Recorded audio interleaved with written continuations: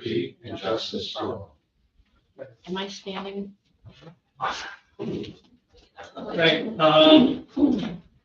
First of all, I trust everything on the agenda is, there's nothing else on the agenda.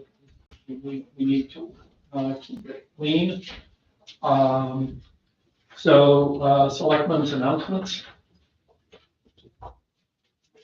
Just to remind everybody that the deliberative session for school will be in February. Okay, thank you. I will announce also the 19th, I think it is, next Tuesday. Yeah. They're going to give a presentation to try to sell the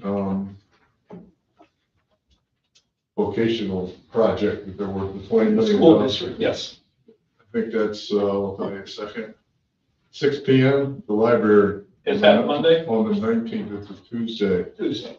They're going to try to sell that to the world. Oh, well, they're going to make a presentation. Yes. Oh, Same yeah. thing. All right. Not the same. Just a different terminology. Okay. Different adjective. You don't like bias in there. Okay. Consent agenda. The minutes just came out. Did either of you have a chance to go over them? The minutes, no. Okay. I scanned them, I did not have. I found one possible error in terms of the vote, but I would say let's defer this until next week. We'll have a chance. Payroll and accounts payable for 11/14/2024. I'll make a motion. Okay, I'll second. okay. All in favor? Aye.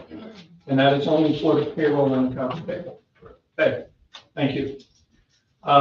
Citizens forum, is anyone? Oh, is Mr. Druid? Yeah. The trunk or treat, good event, went over very well again this year. It's a positive event.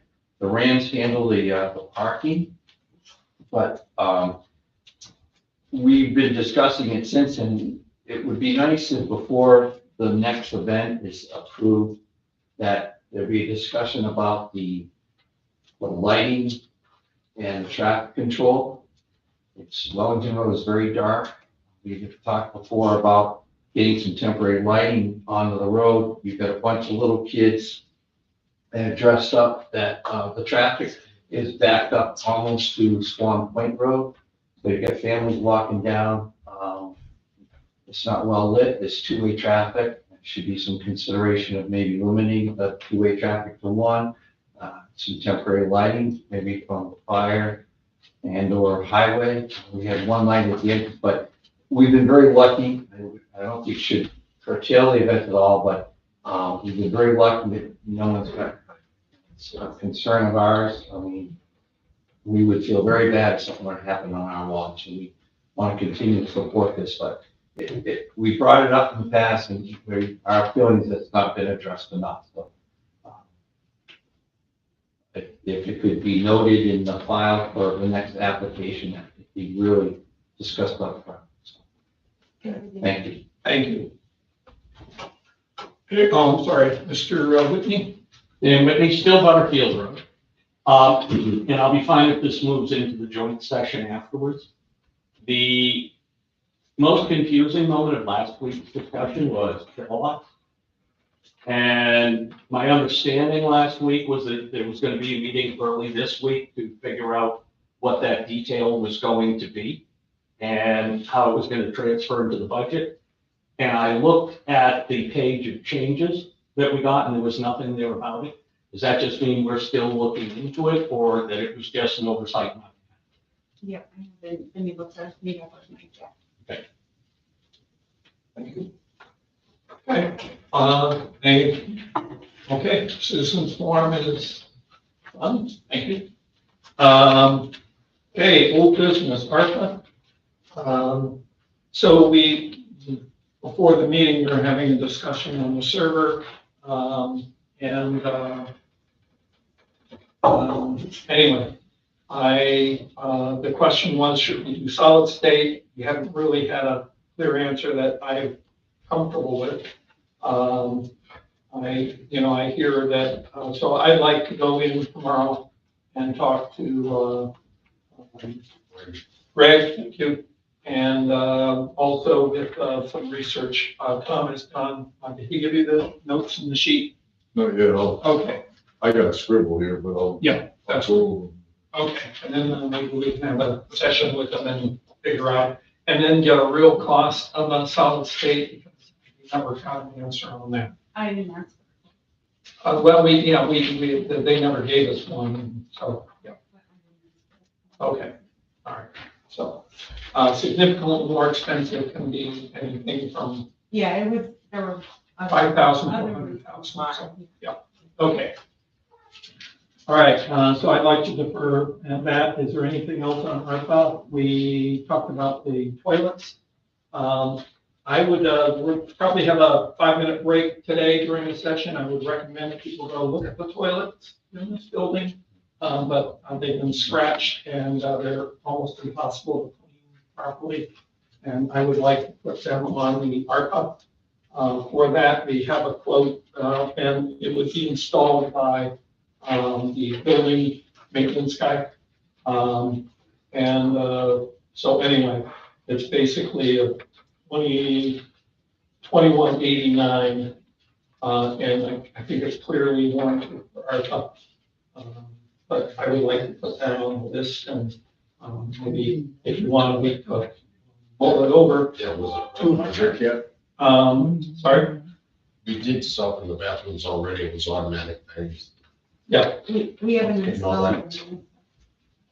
we haven't installed the automatic faucets. And there's some, there's some people's hands, et cetera, et cetera, et cetera. That's what I'm washing my hands in the toilet, I don't know, if they all, Well, at least I hope most of them won't. that's true. But for a dog, on the other hand. You gotta have clean water for you to drink out of it. So, Just run it by Rick. Is that? okay, we'll run it by Rick and we'll put this on the Everything's in this building. That No, was for 2 bathrooms. That's for 2 bathrooms, 2 toilets, and 2 sinks. So, and then the installation will be done by the, we have the automatic faucets, so we don't have to touch the handles, but it's pointless, sink, anyway. For clarity purposes. Yes, please. You're talking. Could you identify yourself, sir? Fitzgerald, Yeah. You're talking $2,189 for 2 toilets and 2 sinks. Correct. Okay. Are they gold plated? No. Seats? Do we get seats? Oh, all right. Never mind. That's cheap. You gave me the answer. 88. 88 only means it's gonna be a certain height. You don't have to say anymore? I understand. Shouldn't be more money, they just have to be at a certain height. Yeah, they're balls. Okay. Anyway,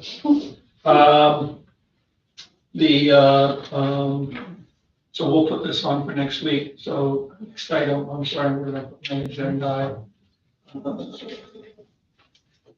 There it is, buried.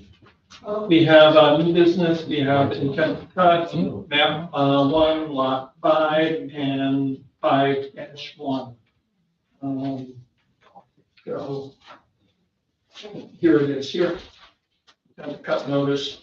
So basically, it's for very small amount actually. 20 cords firewood. So did you want to sign that? Now I'd like to find out if Pinecom has been notified of this. I did see it, Dave, this is the question I ask when everyone. Absolutely. so we did, I did see it, but we did not review it. Robbins Road, it's a 9-acre site, 6 acres, a couple thousand board feet. It's dry. Right. Yep. Okay. Pinecom's fine, I'm fine. All right. I'll make a motion to approve the intent to cut on map 1, lot 5, and 5-1. I'll second it. All in favor? All right. Aye. Thanks. All right.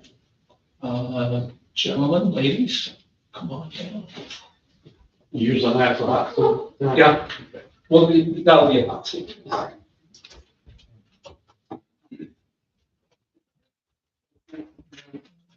Hey,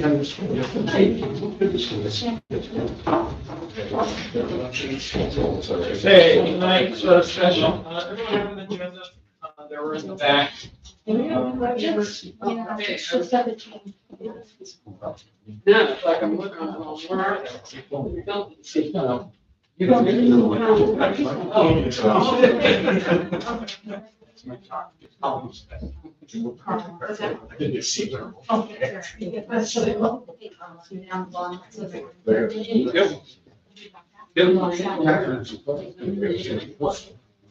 Oh, here it is. Right here. She has it.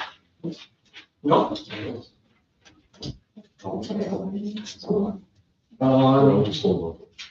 Well, I assume that we do have it, sorry. So the title said, I mean, so who's over here? That's it. See it. Okay. Can I come in my release?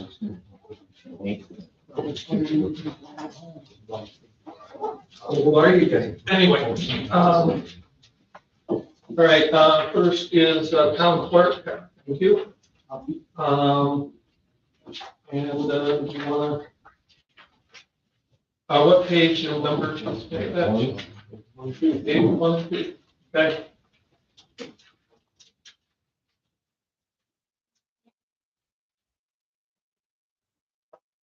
One thing I found over the wage and benefit, and we've agreed to just COLA increases for myself and for the deputy, and that being all on those. And the dog expenses, the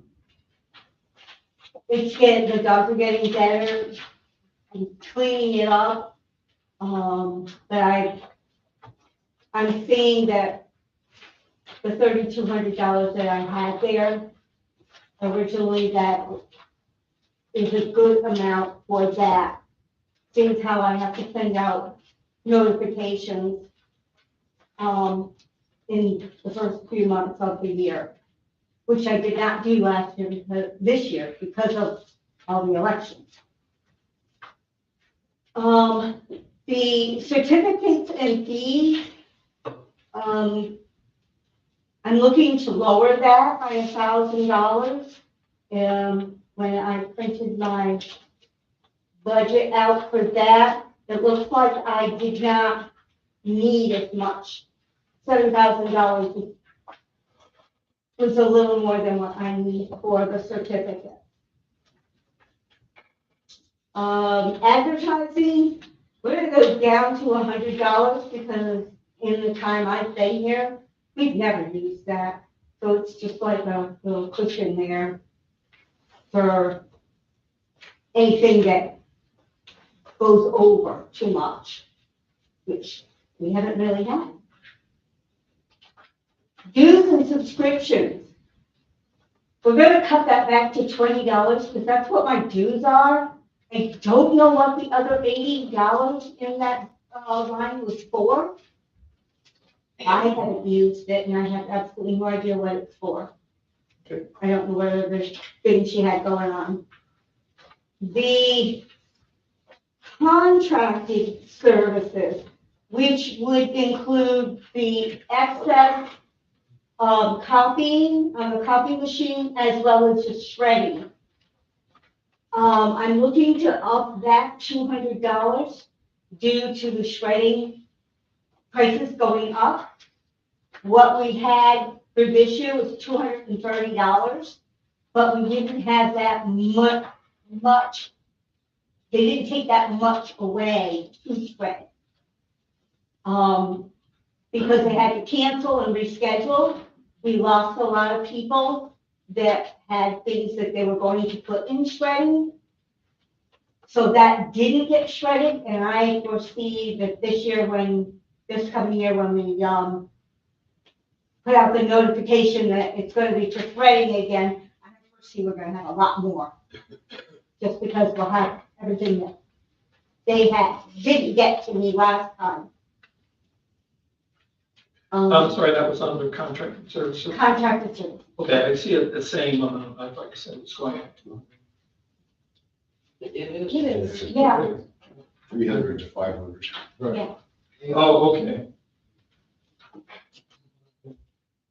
All right, well, Office and cleaning supplies, I'm asking to go up another 200 on that because I am actually over budget in that right now with the prices of the envelopes and the paper and all the lovely stuff. I'm asking for another $200 for that. Postage that I was worried about doesn't seem to have gone too bad. So I'm going to leave, I want to leave that status, leave that as is. Staff development, I'm gonna leave that as is as well. For any further, we have a lot of, new stuff coming up with, DMV. So there'll be a lot of training for that. Looks like we're getting more plates coming in, so we need to learn how to actually process those. So that's why I'm leaving the development as is. Mileage, it looks like I'm over budget on that as well. So I'm asking for another $50 added onto that to, cover going over what, like we did this year. The last one is a total mess. The lease purchases is the copy, scan, and printer. The company is a complete disaster. They've merged Lori's with mine, and now we're getting told constantly, you're late with the payment. Now, instead of $27, now we're gonna add $4 more to it here for, I got a letter, just 2 days ago. 2 days ago, telling me, we're gonna give you another, late fee if you don't pay $56. And when I got the last bill, it said it was 0, I owed nothing else. That company is a complete disaster. I didn't do anything with the budget on the lease purchase because I don't know what we're doing with that. It's just, Victoria is actually researching, moving to a different, this one, I think the contract is up and got 1 more year on the contract, which ours was a refurbished machine. I don't know what yours was. But the companies did, combine, something shifted in with the billing. So now the invoices are going to her, which is really weird, but my name's on the invoice and then, so it is messy. Working to see what we can do to get out of the contract and go with Hannon or somebody that's capable. If I may, when we met to review the preliminary budget, we had talked about this and just looking at taking all the copiers that the town has and going to one provider. Getting them all under the same company, get all the discount. Yeah. So we can start working towards that. I think 1, it'll improve communications with the companies, and 2, you should have savings. Exactly. Yeah. makes sense. Okay, anyone have any questions? You please, you can stop me early on this if I'm confused. This has nothing directly to do with you, but last week, we had a discussion when we were in one of the other departments about somebody who was acting as a deputy as well as working in the, and we went around with where everything needed to be balanced, if I remember that correctly. And I'm gonna say no by the totally blank looks around the table, so I obviously heard something no one else did, so dropping it. No. No, it's not the tax collector. Okay, thank you. I was looking for somebody to nod like I did, okay? Yeah, well, it wasn't town clerk. It was the But deputy. I thought that it was somebody same person who was split between the two. Correct. And we had a discussion as to, was everything distributed where it needed to be? And I couldn't remember that we had resolution to that at the She end of was, that meeting. she was transferring some of the hours from him to the town clerk, but apparently town clerk doesn't need those hours. So or I have it reversed, I don't know. I thought that, the tax collector was reducing their hours. She only had 3 hours a week. It was increasing. And she increased. So it's her increasing, thank you. vacation. She increased it. I wasn't here, so I have no idea. Right, okay, Yeah, no, town, yeah, tax collector increased. okay, But it happened, she wasn't taking the hours away from them. but she didn't take. No, right, she was just adding hours. So your question is good, because where is the, That was what I was looking for, okay? Exactly. Where was the balancing off there? And I didn't feel like when we finished last week, and all I'm looking for is that we're as accurate as possible when we get to that. So if there needs to be an adjustment either way, great, that can come on our back sheet the next time or at some other meeting. I'm thinking, and especially, well, your remarks, that basically we're probably getting no decrease because this is a covering vacation, wasn't adequately covered before. Right. But the point is, the tax collector can't work with 2 offices at the same time. That's true, The deputy. the The deputy, deputy. Right. Therefore, any increase for the tax collector's office should come off the town clerk's office, because the deputy will not be in the town clerk's office at that time. It's increasing its hours. It's just an increase of hours, period. So did somebody talk with our deputy tax collector about increasing hours? Because it seemed when he took the job, he would only work a certain amount of hours and wanted to stay under that point. that's the point you made last week. Well, it may not be an issue if social security isn't taxed. So, going back to where I started with this, it sounds like we're not quite, sorry, I don't need it next week. I don't need it 2 weeks from now, but I think it would behoove all of us to have it fixed for the hearing. Our town clerk is here now. Are there hours in excess that you could, reduce his hours to pay for this vacation?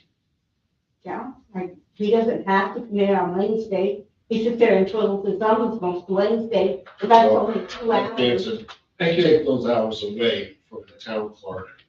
And, That was enough said. yep. Yeah. Thank you, And let the tax collector have those hours. thank you. So it would be a reduction of 100 hours. Equal to the increase from the tax. Well, I don't know what her exactly Well, hours increase So was. a week's vacation is, how many weeks She vacation gets is 2. this? I can tell you the figure. We're 2 different amount of hours for vacation. Okay, She gets 2 weeks. Yeah, but her number of hours per Right. week is less than my number of hours per week. Right, 'cause she's part-time. Right, Yeah. right. So, so are we adding were we adding 2 weeks, which is the question. It was Which would be, $1,630 Yeah. increase. Yeah. For the tax collector, for the. so we would like to see that amount reduced by the town clerk. Correct. Yes, So I've got 65.76 extra hours were added to. Yeah, that's for 2 weeks vacation and some sick time. She works about 30 hours a week, right? Right, yeah, so. But you're not taking 65 hours away from the town clerk, you're just taking Wednesdays. That's 100 hours. where there's redundancy. Yeah, it's 2 hours times 52 weeks, 100 and some hours. Excellent. All right, I just want to transfer tax collector's increase from you, and the 2 of you can work it out as to how you divvy up deputy tax collector town clerk's time. okay, will that also cover when I take a vacation as well?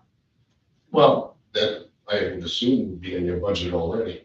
Right, it is. okay, But if we take out of me, I want to make sure at least I have enough that I can take a vacation. Well, you just said 2 hours on Wednesdays. That is on a daily base, on a weekly basis. So that's 104 hours, which is more than what she's added to hers. She added 66, and we're subtracting 104. But it should still cover your vacation. Okay, And we're If we only, have, maybe to balance it, just do 66 hours. we're only reducing where you overlap. So where you're gone, and you work all those hours. okay.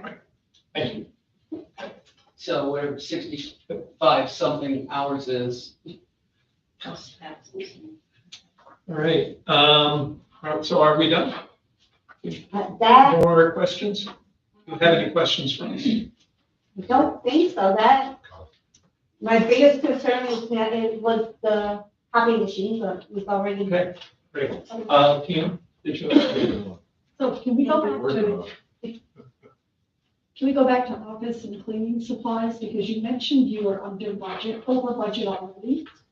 Up to 9:30, it shows that you spent $936 with a budget of $1,550. So I'm not seeing where we're over budget already. For office supplies, Office and cleaning supplies, yes. I am $142.85, over budget. The You must report have that we expended. have is to 9:30. Does she have my envelopes down there? I'll bet you she does. Okay. So she has some posted Yeah, there. I have. They I should have have, stuff in it. envelopes. Yeah, so she has $600 in envelopes for what was the date, October 7th? I ran out to Nashua 3 weeks ago and picked them up. Okay. I had to go pick them up myself. All right, thank you. Yeah, the ink cartridge for the PNB and deposit tickets I had to pay. A good question, Tina, thank you. Thanks. All right, thank you. Okay, did you have a question? Well, no, I was just gonna say, based on that kind of, I mean, I picked it up too, but I know we were already through October, we haven't seen October's Right. numbers.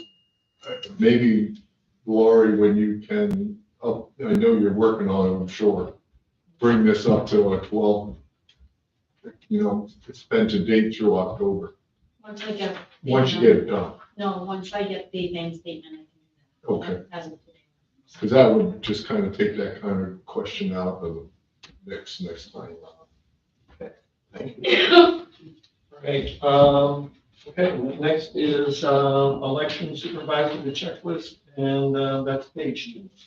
And we have, no, She said she'd be here about 7. well, then we will defer and go straight to Get trustee. on time, but we had gone over this. She just emailed me and she said she wanted to change the posted 400. Okay. Now, how many elections do we have next year? Just one? Yep. Okay. That is on page 2. So I would have thought it would have gone down more than 1,500. It did, but we increased the miscellaneous one for the purchase of 2 new ballot boxes. Right. No, I'm talking about the hours. Yeah, it's gone down 1,500.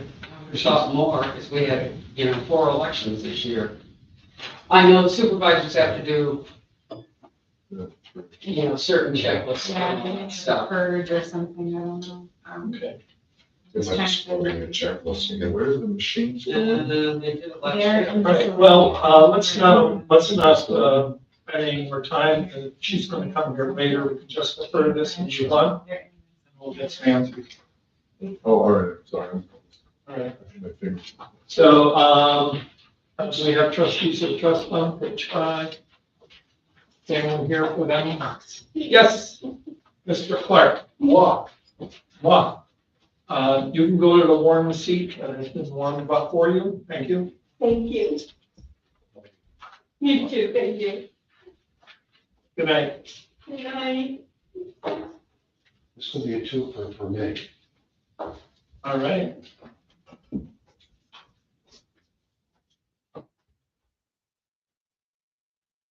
Yes, go ahead, sir. The expenses that we're looking at for the coming year will be photocopy, postage, and more importantly, getting Claudia Stewart trained. The DRA or the municipal association isn't going to have the training this year. And in the past, that's normally been under the town's training budget. So I don't see any significant additional expenses for the trustees and trust fund in 2025. Okay, now, she's the commissioner for the, is this for a new elected position? No, it's an alternate. She needs to go through the municipal association training. Yep. Which all the rest of us have gone through. Some of us sooner than others. Okay, Some of us later than others. so we only have $130 in staff development, that's all we need? I don't know what the cost will be. Okay, We haven't gotten that information, but that's the only significant expense. The other would be the use of the photocopier from time to time, and then the mailing out checks to the students. sounds good.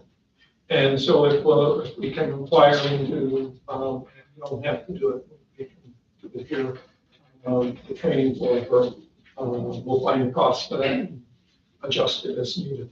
Or do you have a spot where I can go and see if they're going to do it next year? The training? Yeah. Which is, okay. Yeah, thank you very much. Yeah, a dumb question, Craig. The postage is, according to this, way overspent, but you're not asking for any more. I didn't see that we're overspent, so that's not knowledge I had. It's, well, it was budgeted for 125 and 227 has been spent. So then with that in mind, I think probably want to go to 250. Okay.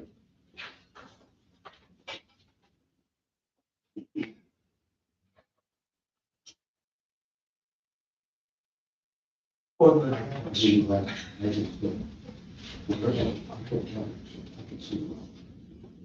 So that would be my suggestion. I did not know we were over budget. But the budget expenses for that, all in the other checks to the recipients of the scholarship. Well, don't you mail out, like questionnaires for follow-up for the students to make sure? Usually that's done by the telephone. Oh, okay. We request them to submit certain information to us. But the students and parents sometimes are not very good at doing that. I've heard that. There's a lot of calling that Anne Reed is having to do, and Jeanette Guttridge did faithfully for us for years. Yep. As well as their predecessors. So what goes, we were 227 and 250.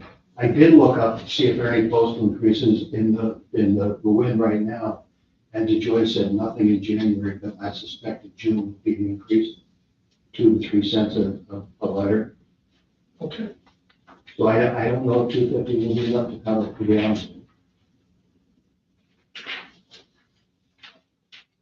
The number of students putting in for the scholarship has decreased.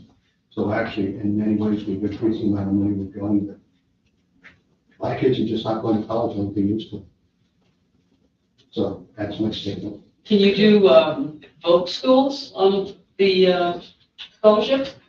Both ten? We have broadened, it's not just necessarily college. We are looking at trade schools. Yep. We're also looking to allocate money for adult learning too. I think Lori had a question. I just remember something happening, I think it was like in the summer, having to do with postage and the box. Do you remember that?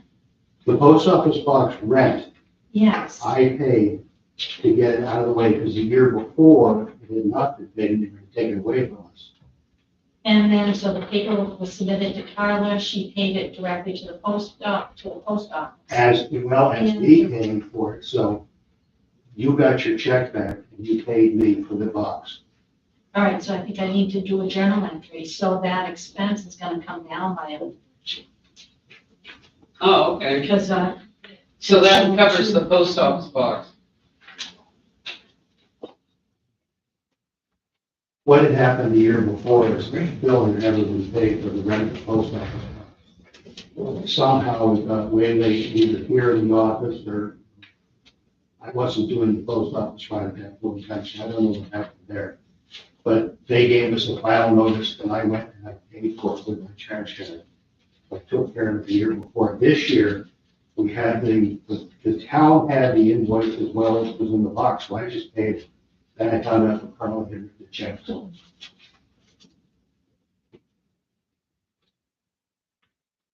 that might be what it is, was double. Yeah. Well, what with the increase in postage, I mean, what do we get, 65 cents, 67 cents an envelope, letter now? Yeah, something like that. 63. Roll of stamps, $73, I asked. Again? A roll of stamps is $73, so it's $0.72.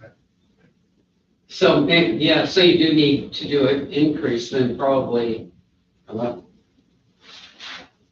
less than the 125, maybe 175, $50 increase. I think I'd be safer than 250, because Craig's not sure about the staff development costs and mileage is significant in your arena. In most cases, this is all online.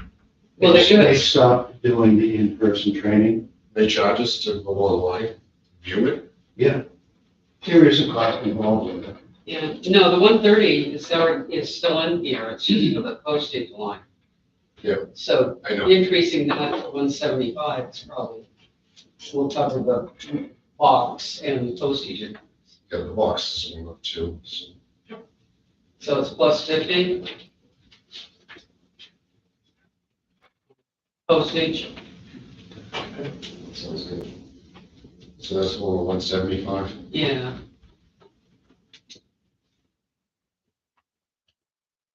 Well, it's, It's part of the process. you can't find it all at once. I don't know. Yeah. Gentlemen out for 5 hours a month. So. $100 at a time, $100 a line, we can do this.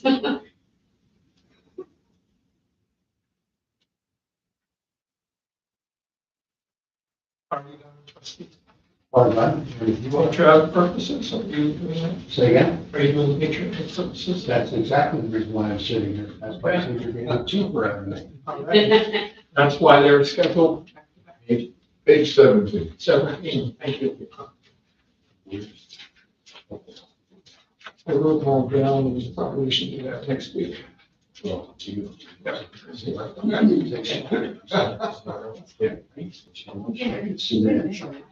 Please do Thursday. It's why I got it. She's been here left. All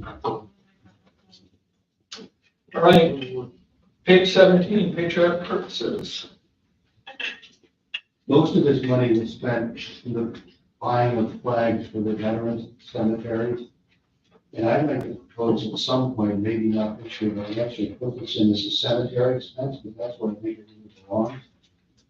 Our parade expenses, we paid the Civil War veterans $300, and that was about all that we expended. If I remember right, there's a couple $100 left in that account, Lori. Last time we looked at it, So we're spent. I'm anticipating the cost of flags will go up to close to $1,000. We buy 386 flags. Have you seen this sheet? No. Okay. Just one minute. I just wanted to, there's 0 in there. Making sure it's square. Okay. This is the amount, like 2021, like here we went blind. So there's nothing. There is nothing in there. Oh, sorry, I did not make that clear enough the first time. I'm wondering if I added it to the wrong column. There were 2 columns in there. And I think I added it to the wrong column, so it's not showing up there. Okay, we can do the budget level thing. Yep. So Memorial Day, there was $1,172.22 on flags. In May.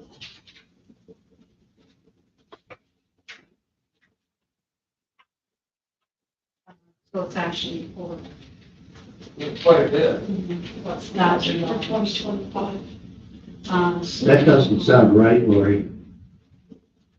We spent about $700 in flags, and we spent $300 to pay for the Civil War veterans, and that was about all we spent.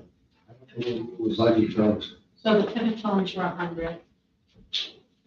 Say again? Pivot cones. Okay, I forgot about the pivot cones. Flat, right, it's 2840 for flags. Correct? And then, but then there was some more flags that were charged to that account.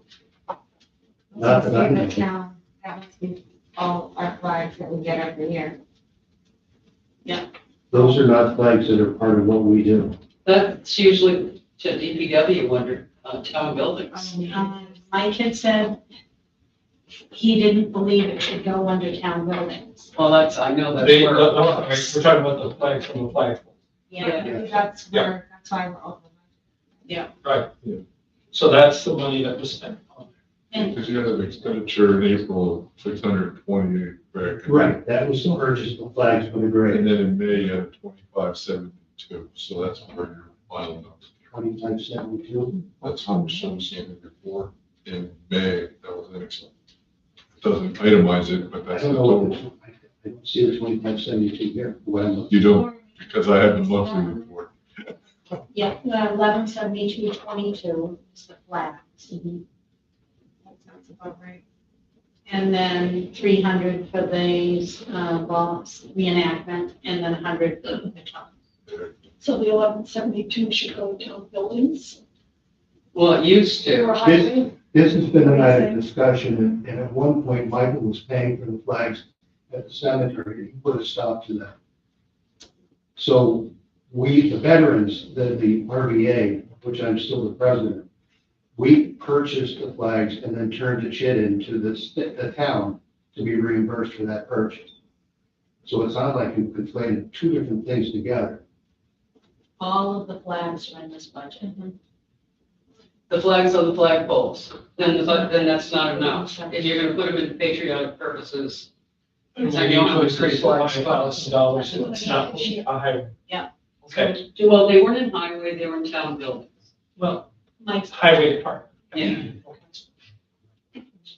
So from the chief, Steve, Yep, what I'm gonna ask is the same thing as last week, as opposed to us trying to figure out the final detail with it here, and also letting Mike be part of that discussion. Can that be on our update sheet for next week as to what's supposed to be in each line going forward? For the patriotic purposes, what flags are they supposed to be paying for, and what's supposed to be in the other part for the large flags? That seems not like an unreasonable request. yeah, it should probably be broken out, but, then we need to resolve that with highway department or buildings. Yeah, the flags were always purchased so that they were fresh for Memorial Day, the big flags. So let me have one question and one proposal. Craig, I said the flags are picked up, should have been picked up the other day. No, we let the flags out because Larry will be using them as markers to put down the wreaths.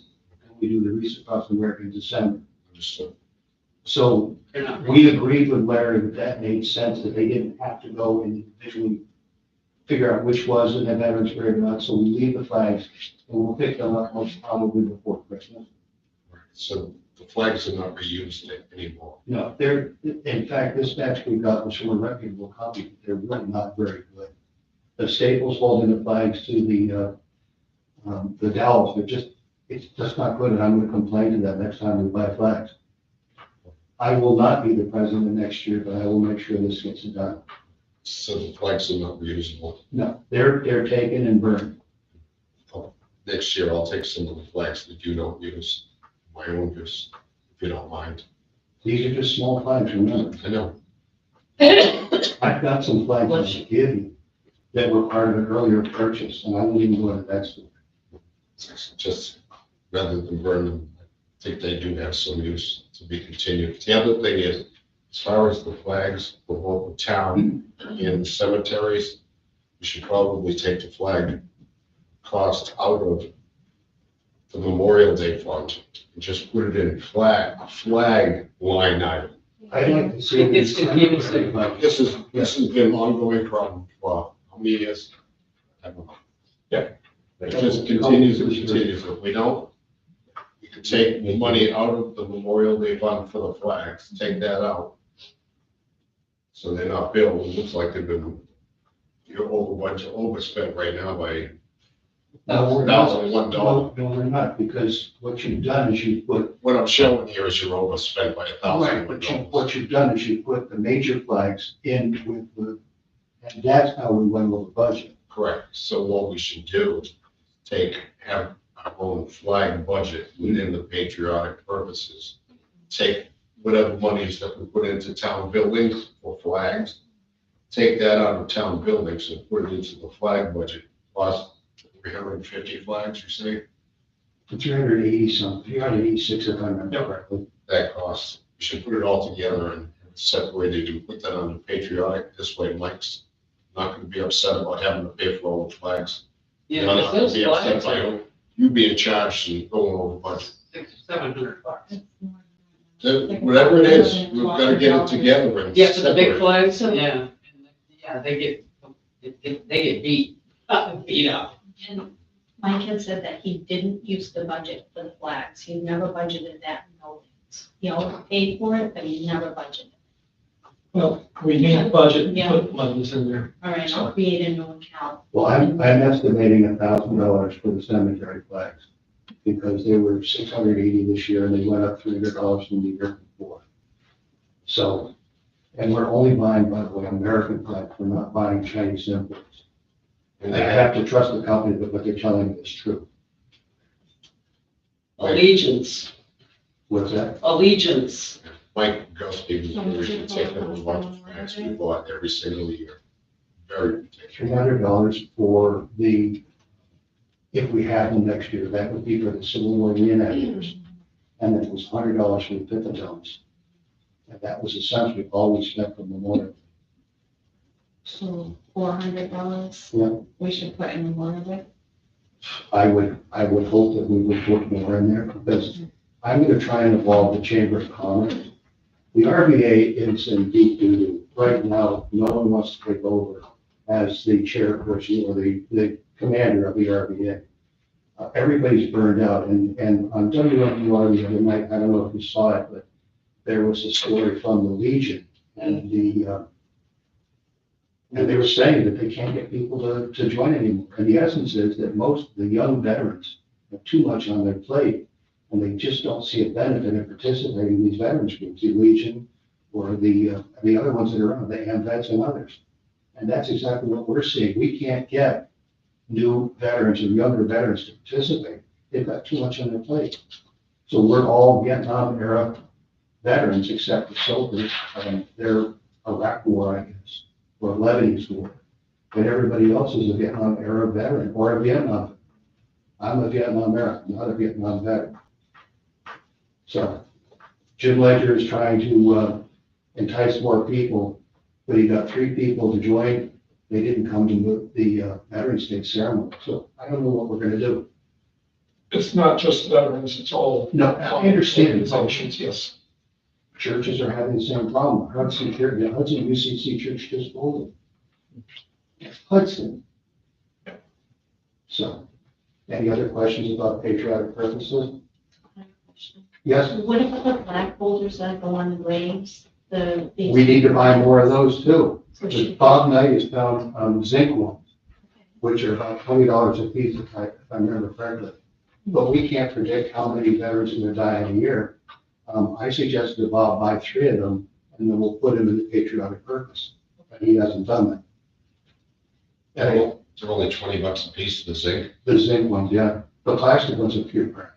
Yeah, but And the brass ones we're not gonna buy. They're way too expensive. no, I don't, well, any more brass, I'll take people stealing things. Yeah. Wait, Luckily- not too often. Luckily, to my knowledge, we haven't lost any in our cemetery. You've been lucky. Well, that's what I said. So we've been lucky. Some of the memorials Are throughout the state, torn the plaques off the front of the memorials. Yep. So, I know, disgusting. So where do we stand? What are we proposing? should we Well, have- it's 0 in there now.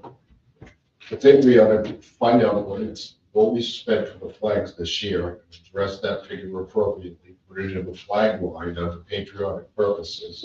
And the cemetery flags, which, That was 628, Lori, if I'm not correct, budget, so that makes it probably 700. at least. So all flags should be under patriotic purposes, all the flags. big ones for the town, the fire department, police department, our office, And the POW fund. town office. You're talking probably about $2,000 for flags, it looks like. Whatever we spent this year total on flag, all of them. Put them all together and adjust the other budgets appropriately if needed. Then let us know what that figure comes to. I can give you, Lori, I can give you a quote tomorrow or the next day as to what purchasing has of right now. Okay. I think buying flags is a patriotic person. I agree. Okay. That was maybe just me. Well, it goes to local veterans, I feel it's very important to do. Some non-veterans do too.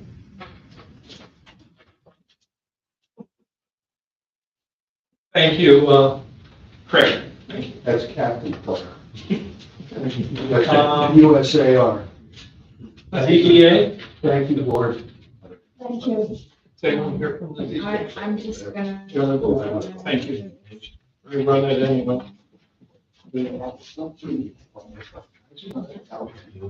I'm sorry, our ZBA is on page 6.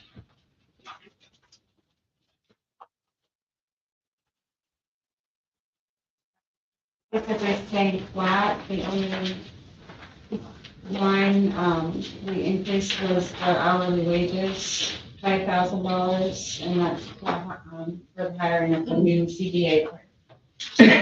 We increased the hourly wages to 25 an hour, Right. at up to 20 hours. And we haven't hired yet, so it may be less, but we need to budget for that. Okay. Everything else is. Yep. All right. And, all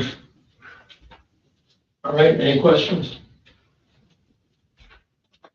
Oh, no, okay, so I know they advertise this month, and last month, never mind.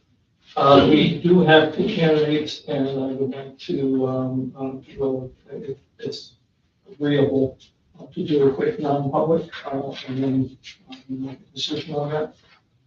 We may be able to do that, right? No? I'm not gonna, not the ZBA, but. Oh, I'm sorry for assessing. Completing. All right. So, and that is not tonight. So, all right. So did we increase the hours? Increase the wages. I know, but I thought the hours were like 16 per month, not 20 per week. 20, up to 20 minutes. 20 less. Yeah, she missed Up out. to. Yeah, and these numbers are not for 20 week. So, Yeah. all right. All right, okay. Conservation Commission, page 18. This is what we all drove in for. So George, Mrs. Lee doesn't get grilled, I think I should wear a lesson.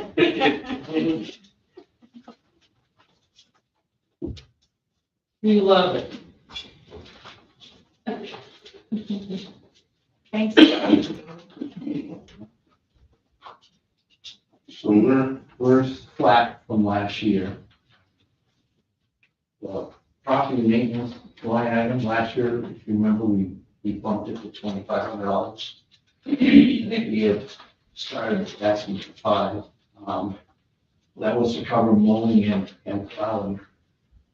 So we got actually, the mowing actually came in pretty good for the first year, about $260 a mow.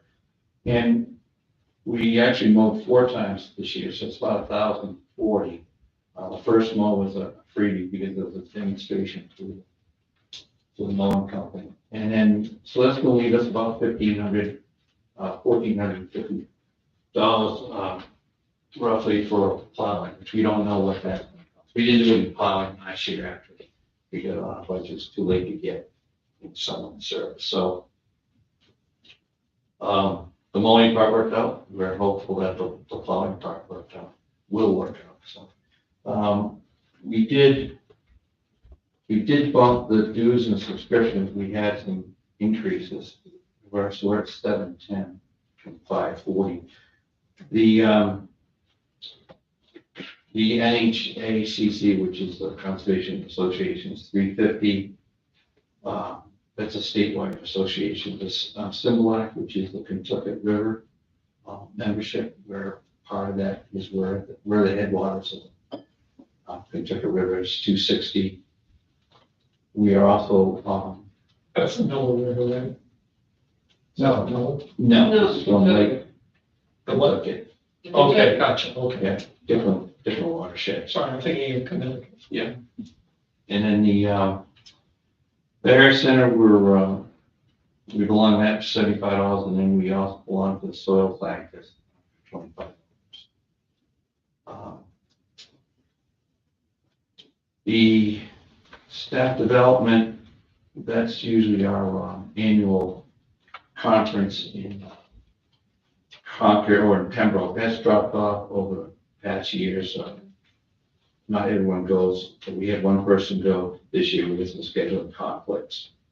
And then there's some other training that we've done on that, and then the mileage. So we think we're okay. We always try to come in under budget, not looking for any extra money this year. So we had a good year with volunteers in 2022. We have over 900 volunteer hours. That's not including our needs. That's just projects and maintenance and trail development, marketing. So we're asking for, we hope you support it.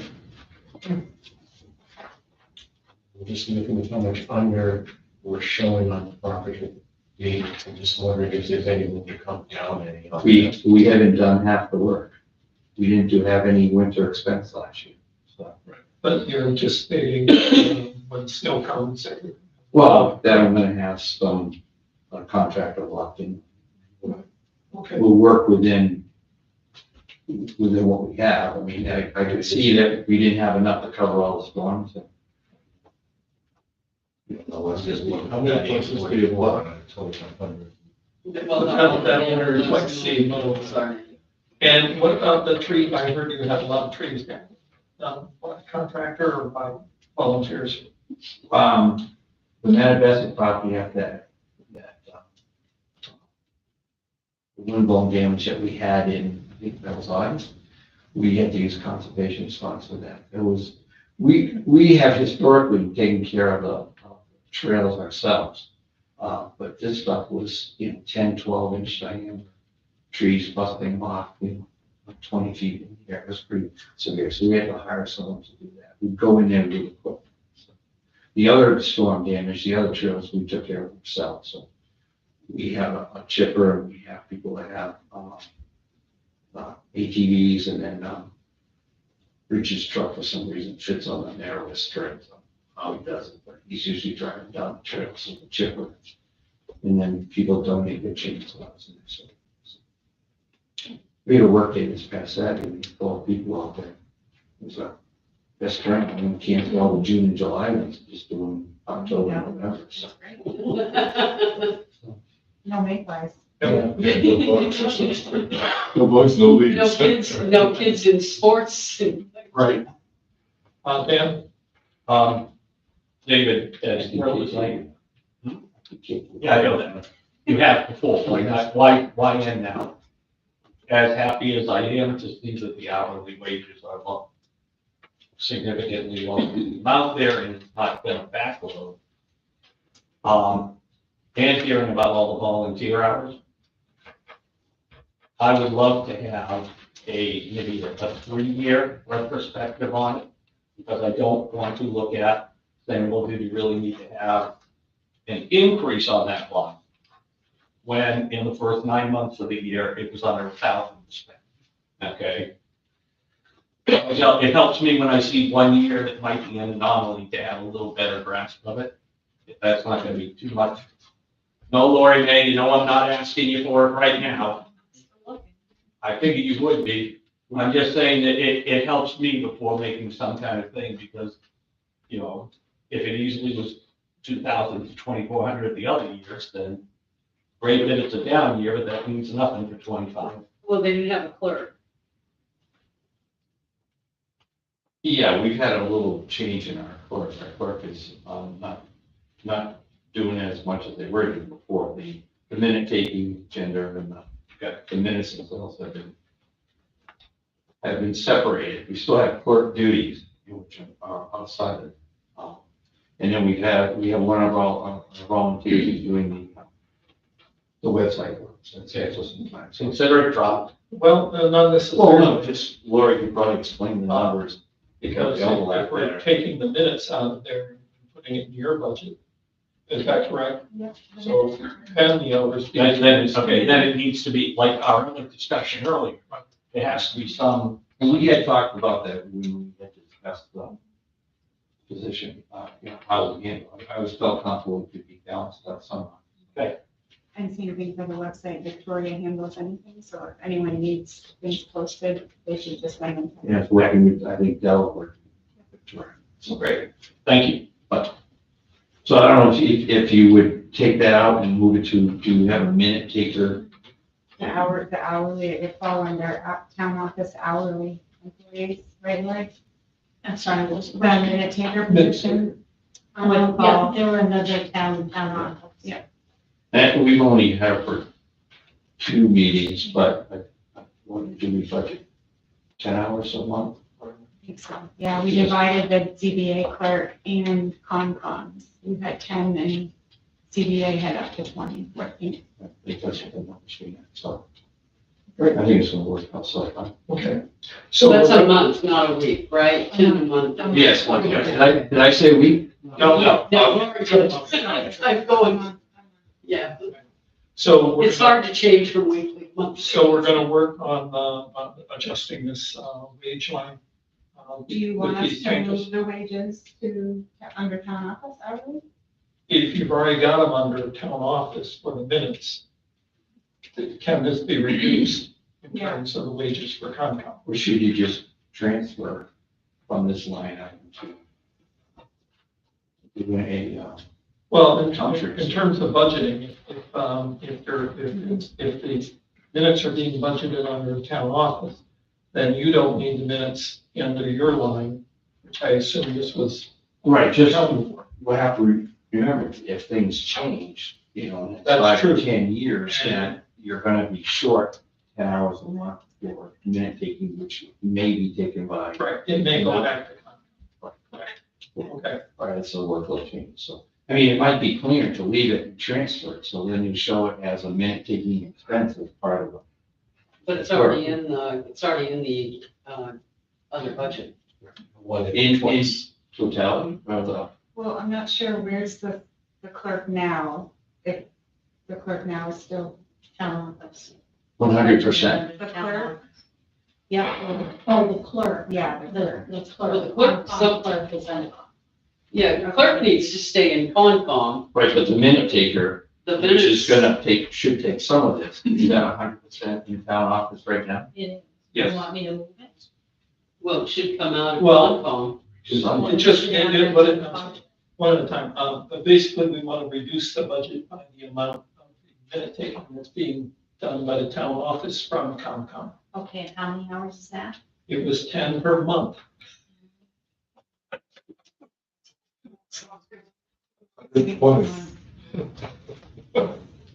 Yeah, it's like annually. Okay. We don't have enough experience yet what her actual is. Okay. But actually, I haven't seen the time frame, she wasn't asking to, so I don't have, She did. but I'm not sure what. So, Yeah, we can run some numbers. Well, it's in the budget, and if your situation changed where you do get somebody, then it would just be transferred to you. Correct. To cover, the money's just there. have to keep that in mind, We just don't want to tell the right budget, so. Okay, Yeah, we're talking about. thank you. Is it my turn to ask questions then? Oh, Since absolutely. I have all the money people here? Yeah. Have you done a recreation already? Yes, we have. Yeah. And did you talk about the revolving fund? Somebody brought it up. A couple of people brought it up, I think. You are aware of our very popular playscape at Cajun Park. Yes. So that was a joint project in support and drive and vision, except the financial part was all conservation. And we have went on in good faith and essentially loaned the rec department $30,000. There was supposed to be some fundraising. The initial fundraising paid for the equipment, but we had a design for the plan, and we covered the construction part. And a lot of volunteer labor, but out of pocket, about $30,000. So we have a, lack of a better term, gentleman's agreement. And we haven't seen any effort to pay that back. We caught, Poor donated to that project. Everyone donated, Rams did, everyone donated, but a No, lot of money, that, money. yeah, but that money went towards the equipment that was purchased. The construction costs have not been covered. And we've had just a couple discussions, but there's been no fundraising. And last I understood, the revolving fund was usually around $70,000 a year. It seemed that $10,000 a year for 2 years would help the cause of it. In fact, they have a little thermometer that's like at 60,000. That's where it came from, and most of it came from Concom. That they were showing us 30 of them. donations. No, it was not a donation. That was. Well, yeah, It was shown communication. as donation, but really there has been no donation. Done in good faith, and we're not making much progress on it. It's 2 years, and I hate to go asking them a handout like for a cousin, but Have you spoken to them? more than once, Okay. over several. I figured you had, but I just thought I'd ask the question. Well, we've had meetings, but it's a fact, and I think it should be addressed back to the revolving fund, which would be a good place for it to come.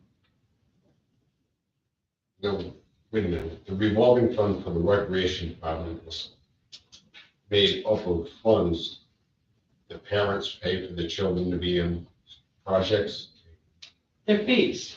They're meant to cover the costs that have gone for the fees, soccer, football. No, it's, the revolving fund is for new programs and anything that, it can be covered under recreation. It's not, it's used to create new programming for community involvement. It's not strictly, It supplements wages also, salaries. that's because they're program directors. Yeah. And if a program won't cover its expenses, but it's a good program, then the one that has access, it kind of evens out the funds across all of Yeah, yeah, it covers, There's a program that goes on. them. Right, but if it you don't covers have, development of new programming, of new activities, and if you, it has been used in the past on the field. if you have a program that only attracts 10 kids the first year, that costs you $500, then the kids don't pay $50 fees, they still pay their $18, and next year it builds, and, the soccer program does well, a little more. So, just, like to get some help. I know Dan had all good intentions, he's been pretty busy, and I think the committee was dwindled, right, Carl? Committee had I've gone to meetings where nobody showed up. Yeah, It's like, committee, is hoping that they could help run some fundraisers, but that didn't happen. no fundraisers have occurred. I talked to 2 former members, I happened to run into them, and both of them said they had told Dan, you got parents of all these kids that are in these programs, just grab them and tell them they're it. If they want the rec department to continue to thrive. I was on that committee for 4 years, that's all I said. Yeah, no, I loved it when I was on it. And Rob Clark had a very strong committee. It's for the communities, for that age group. It's not asking too much there. What's the balance in the conservation fund? Roughly I think just right around $300,000. dollars. Okay. Just wanted to make sure. Just wanted to make sure it was clear.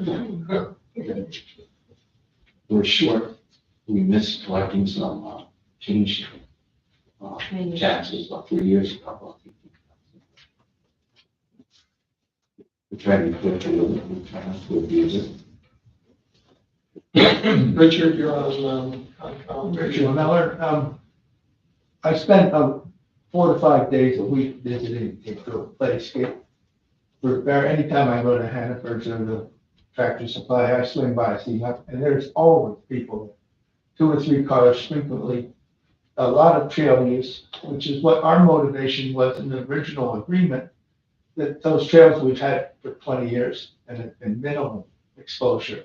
But putting the playground was like a magnet that attracted a lot of interest. And I can tell you that that playscape is really utilized every day, maybe not in pouring rain, but even in the snow where the slide hasn't yet been installed, people use that hill in the wintertime to slide.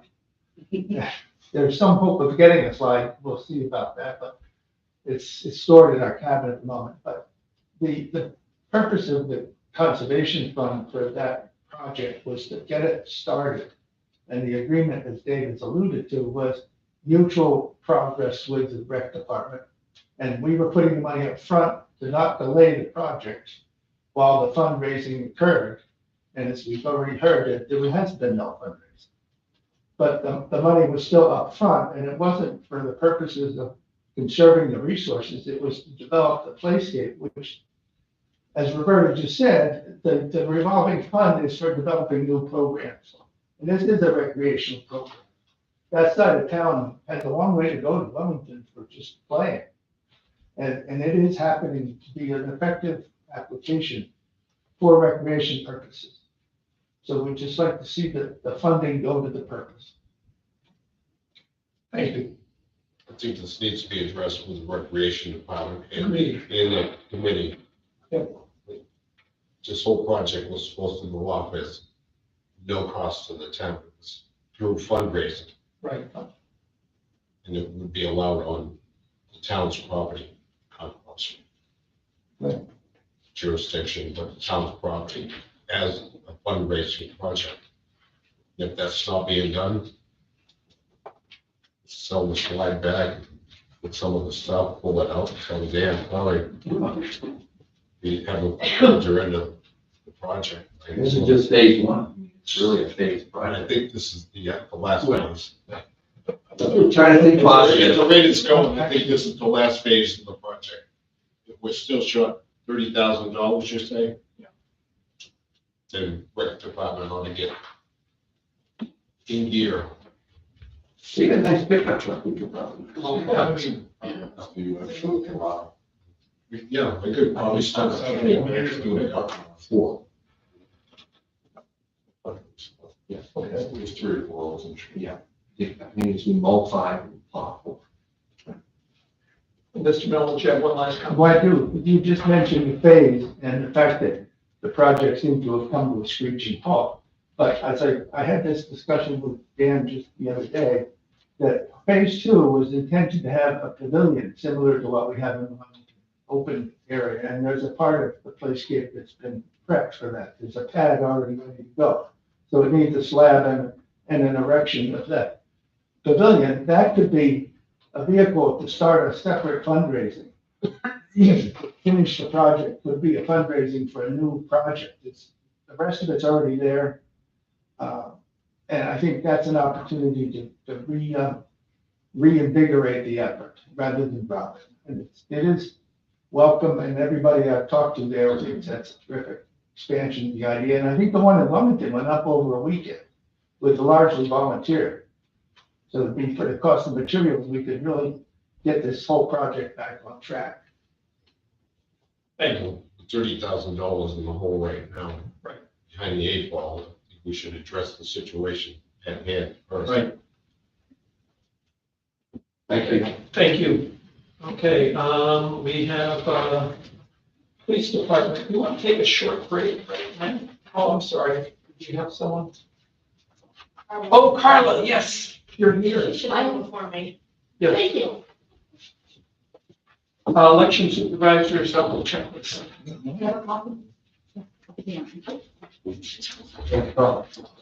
Right, oh, I'm sorry, it's going to, You know, my paper. Oh, I don't want more. Great. Thank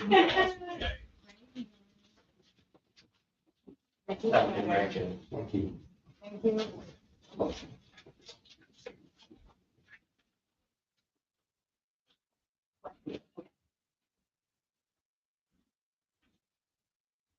So next year, we have one election. But that's somewhat deceiving because in low election years, we have the ability and the time to take a certain number of people off the checklist that have moved out of town. Heard you. Yeah, well, they don't like to use that term anymore, but I do. yeah. Clean up. But yeah, because right now we probably have 500 to 600 people that are no longer in town that really need to be taken off. And we can't take them off willy-nilly. We have to send out 30-day notices. So that takes letters and postage and time. So it's almost like having 2 elections as far as paying the supervisor for the checklist. $7.25. Yeah, and that's Okay. another thing I'd like to raise. You think it's time for just a little bit of a raise? We've had this same rate since 2009. And the supervisors of the checklist, when this was set up, they went from home to each event, and the whole checklist was in a carpet bag. Now, everything has to go onto the state system. We have to do more, enact more laws that are passed and things that are changed each year. One thing, we're supposed to be getting a printout from the assessing clerk or somebody in that capacity each year, so we know who has moved out of town. When I asked the assessing clerk, she said, "Oh, Carly, you can just look it up on." So, I mean, that gives us more duties if we're doing that, so. It would be nice to at least, at some point in the future, we will go up to raise the minimum wage. But even $10 an hour would be appreciated.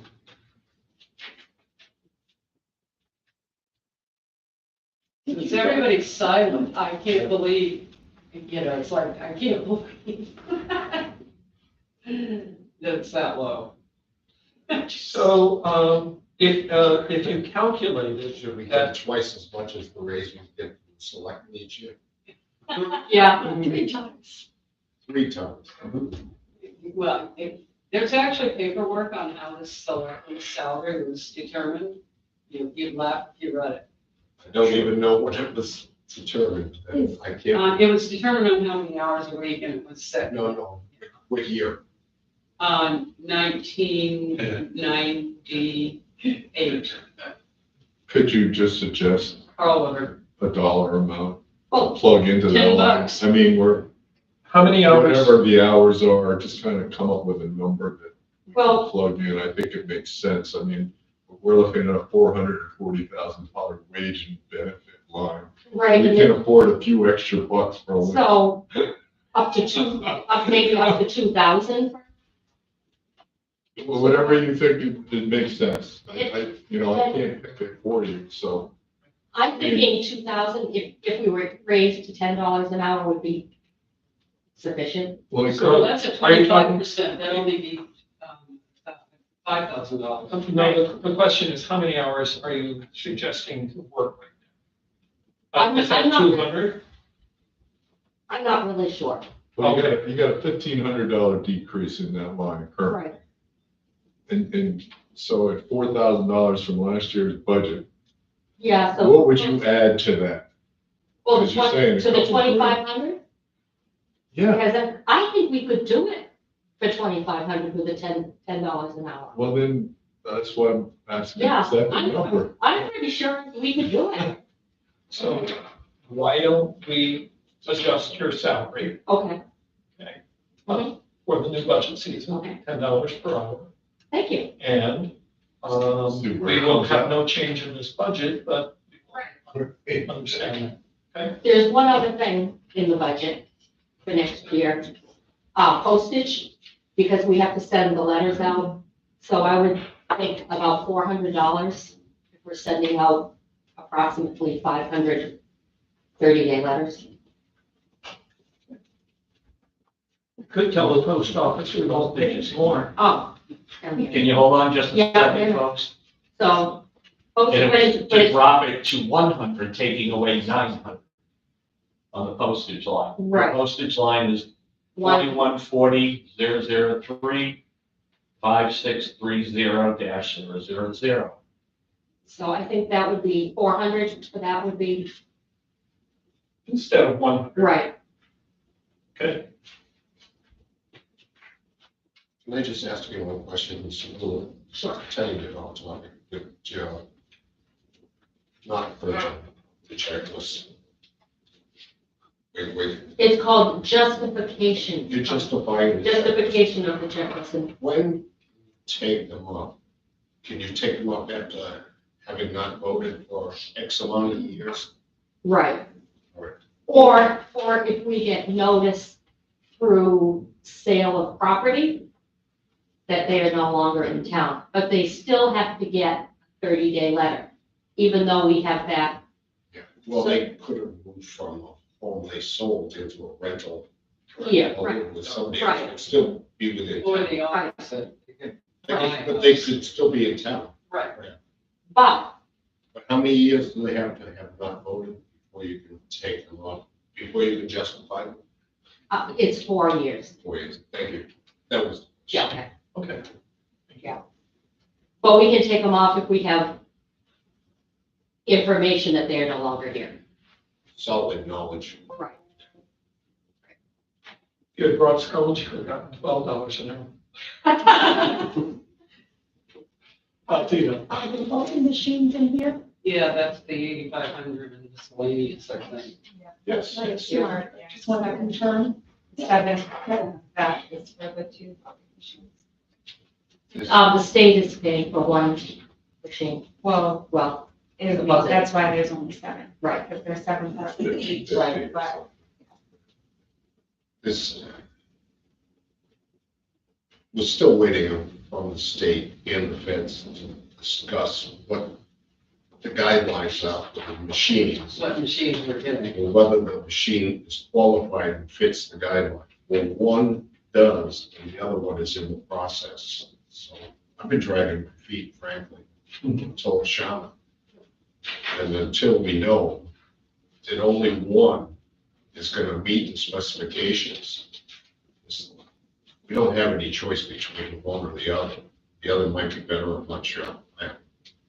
I don't, So I really don't know. I So would it's- both, we're kind of just dragging our feet, but we need it by next March, June. right. But Yeah. I'm, we have to have it. We don't have to have it in March. Yeah. For the March. I think, Yeah, Kurt said that we had to have it.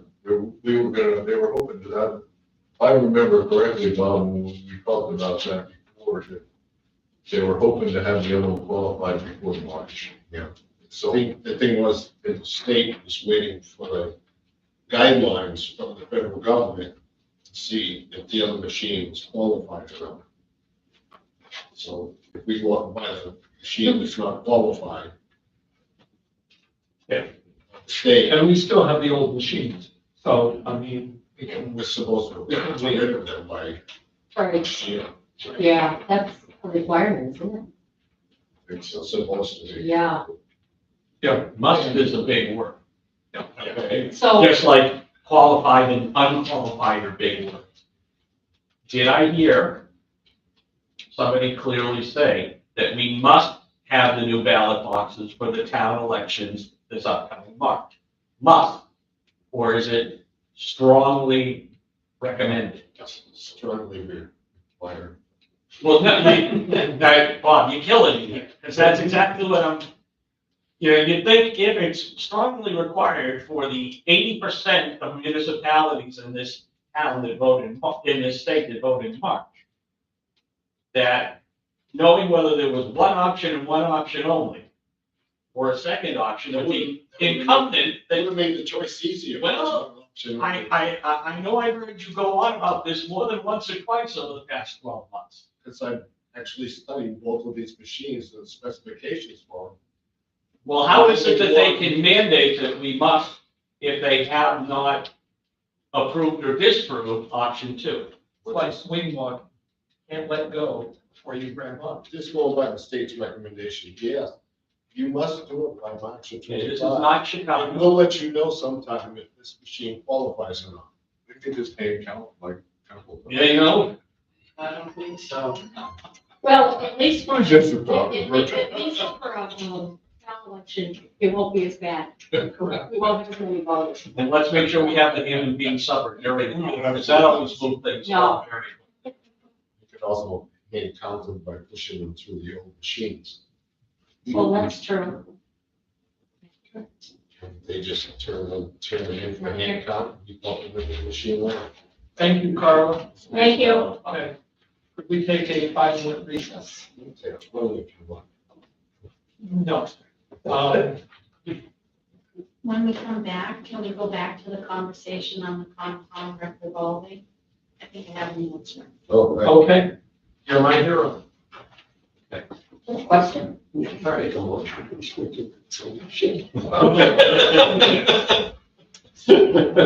Thank you.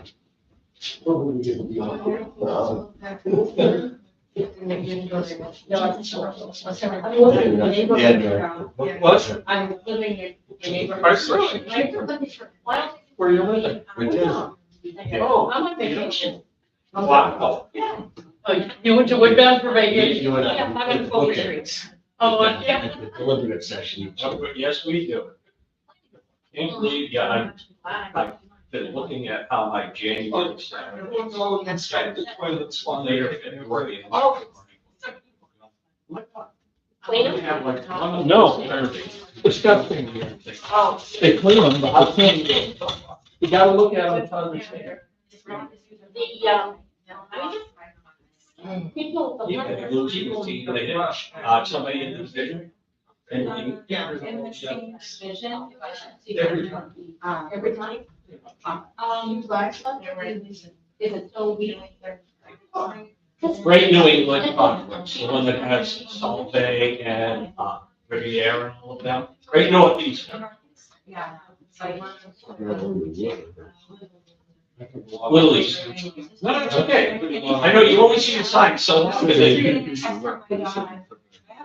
But yeah,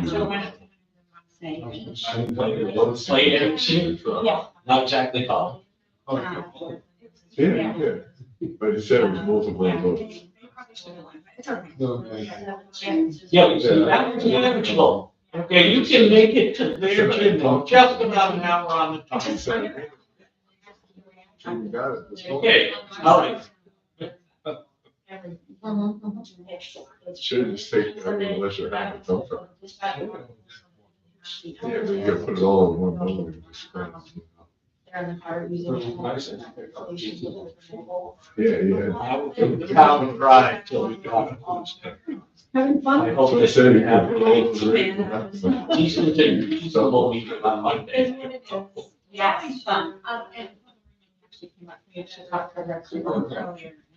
It's 46.5, just like what's pushing up.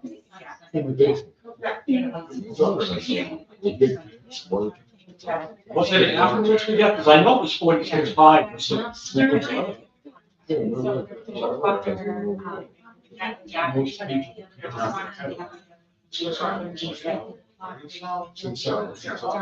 Yeah. Yes. In a perfect world, which everybody's playing fair, Yeah, happens every year like clockwork. but if you can, you know, it's one. You don't. And you're like a game. Yes. That's,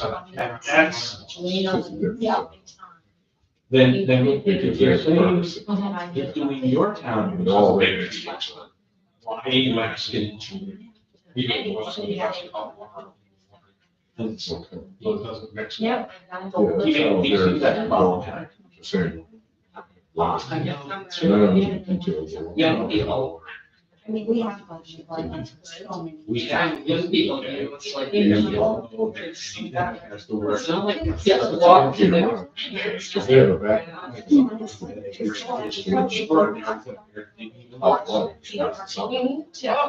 And we walk.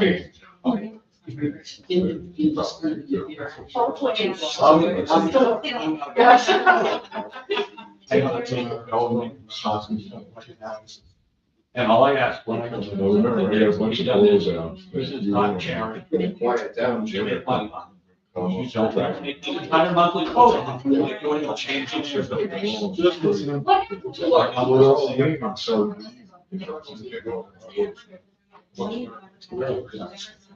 Yeah. I could- Pull it out. Knocks it down. I think it's nice to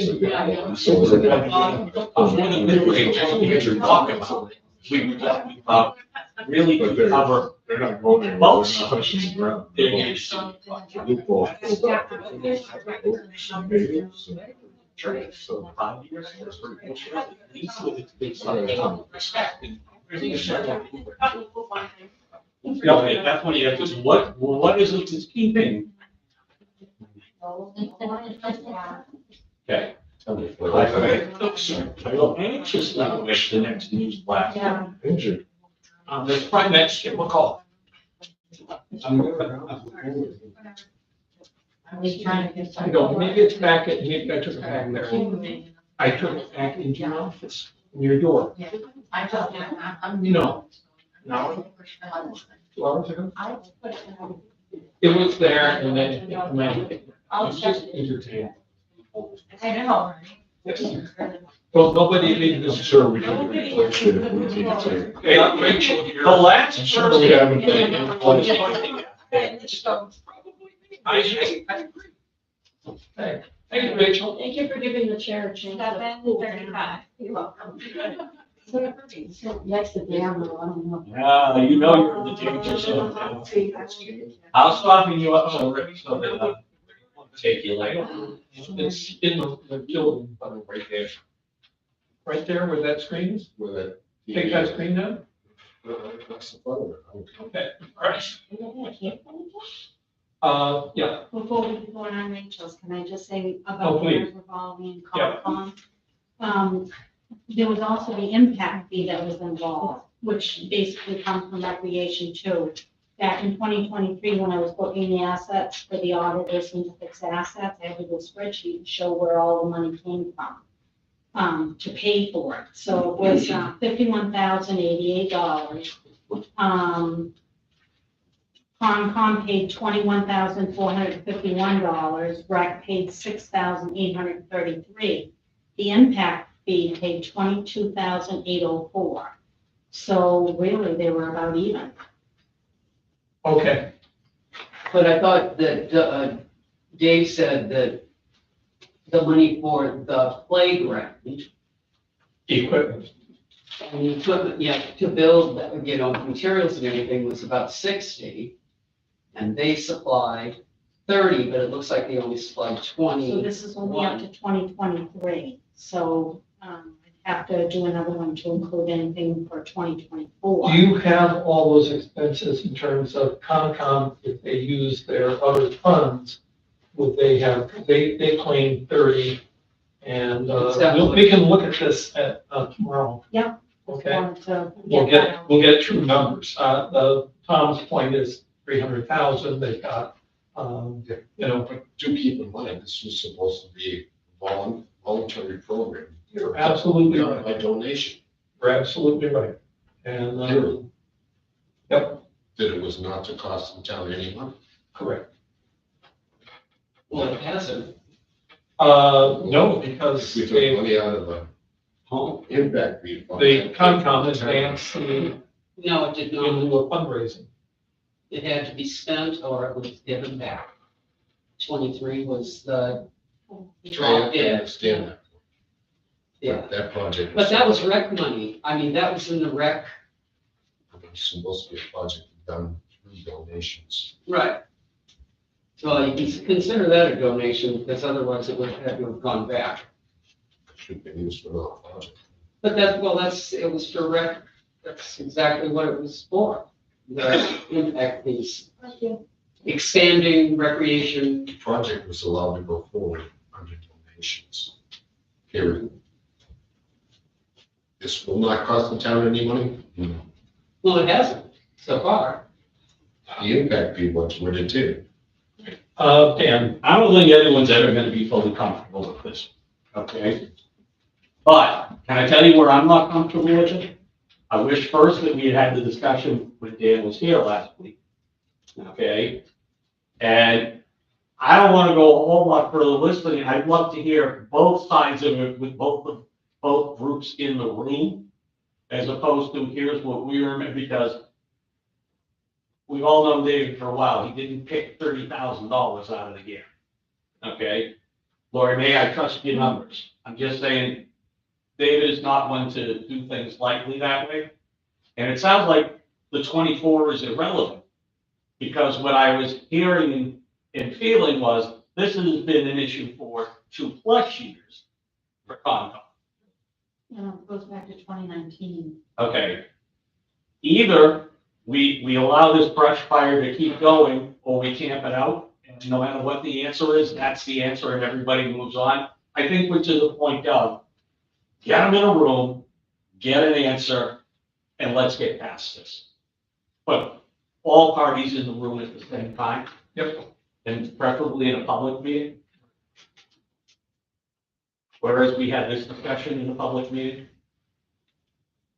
It won't be comfortable, but it might be a better option. Thank you for your time. Thank you. Right, let's move on. We have the police budget. Okay. The finale. The finale for the evening. I don't know if you say the best or worst. And that is on page 8 through 10. Which is low, I think it's for this, right? Yeah. Actually, I want to give 10 because, anyway, go on. But we'll be done before 8. Sure, Because we started on time. no questions. For my operating in order, just going through comfort canine, remains at 0. I have no intention of getting a dog.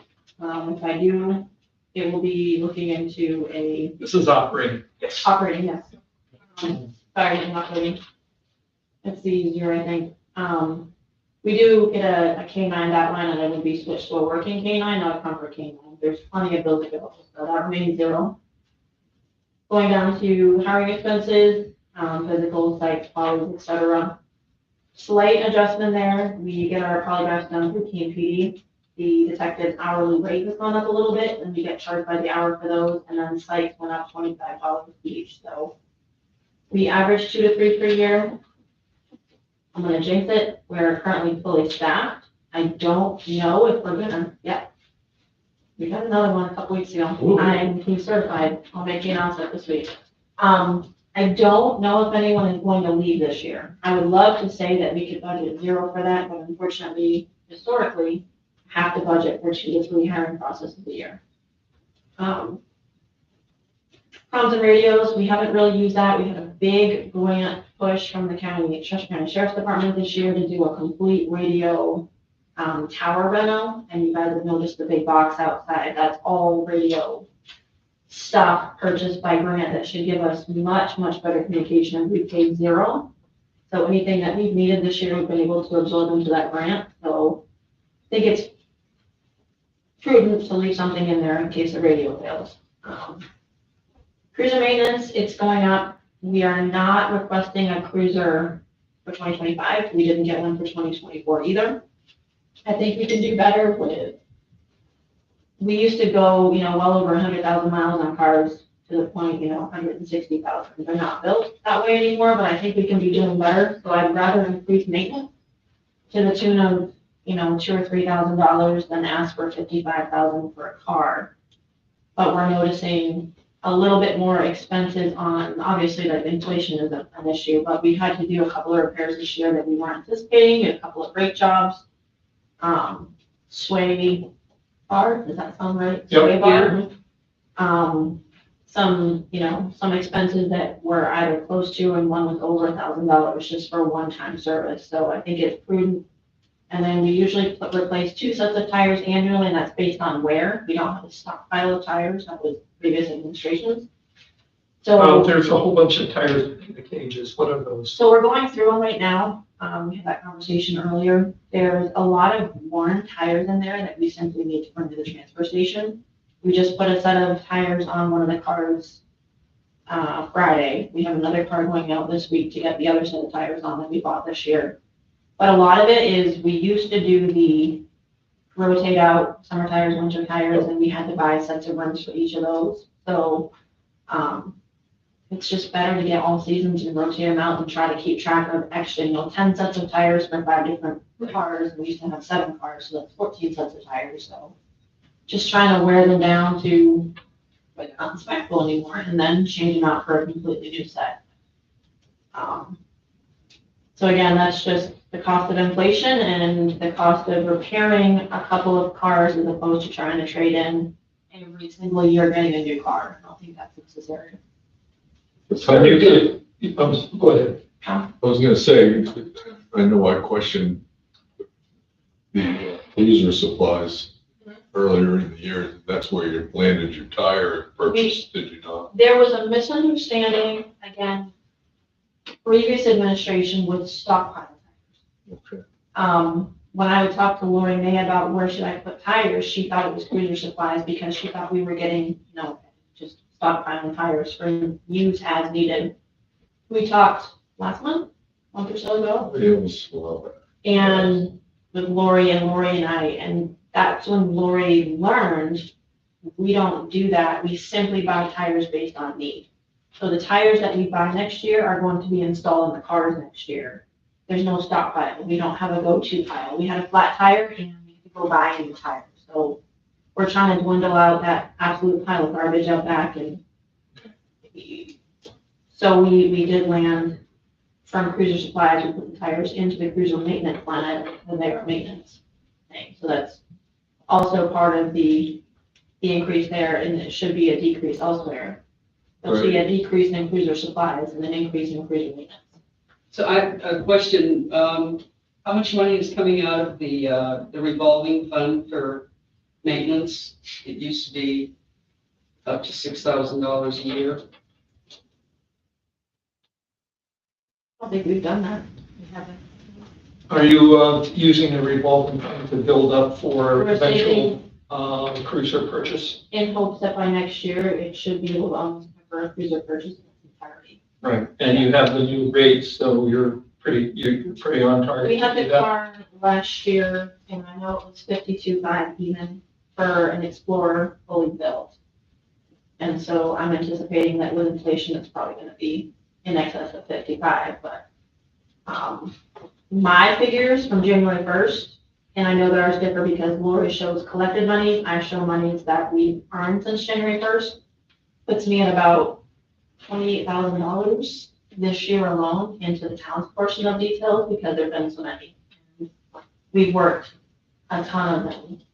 So we're also padding, we're adding to that account much faster with the overtime rate on weekends and whatnot with the cruiser fees, the administrative fees. And you have staff. And we have staff to fill the details and they're not being outsourced to Jaffrey and Roxbury and whatnot. So we're contributing to that account. We not only zero balanced it because we had quite an IOU, Lori, if I remember right. And we paid the IOU off and we've still accumulated a very positive balance.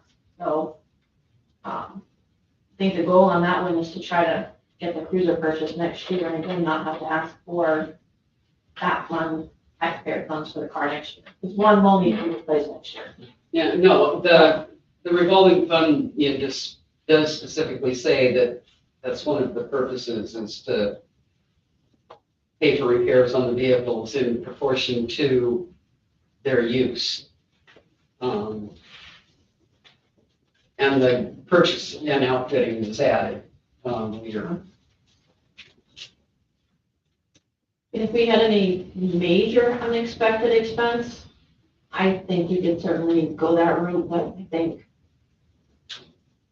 budgeting for what we know, and that's just, again, the increase in oil changes and inspections, like everything is just going up. I don't think we're gonna be getting additional maintenance. I think that's just the cost of doing business. And we get a discount through Gothiers, that's, they give us a discount on parts, and they give us a discount on labor as well. And that's with the discount. But again, that line item going up to $1,350 for tires, if you took that out, the actual line item increase for cruiser maintenance is, basically I take an average of where we were at, and I did this when we were at the 9-month mark. What have we spent, how many months have we got to go, and I just kind of, that's how I do my averages for most things. Because you really can't predict, that's just a lot of averages. But on that one? Yep. Telephone bill, again, a lot of averages. Whatever happened with Consolidated, it used to be much lower, we got that fixed mid-year. The new average cell phone bill monthly is $277.51, so multiplying that out for 2025, that's, the increase is just because of the increase in the monthly bill. Dues and subscriptions, How many cell phones do you have? cell phones, none. We have 3 landlines. So the telephone is just your hard line. Correct. We have 3, actually, we have 4, 5. Do you remember? We have 1 line that goes from the call box to Cheshire County Dispatch. We have 3 PD lines, and we pay for 1 line for the prosecution. And the fax line comes in on the ballot. It's basically 200 a month last year, and now it's 300 a month. 277.51 is the average. I think it might go down a little bit because, again, the first 6 months of this year, we were paying a little bit more.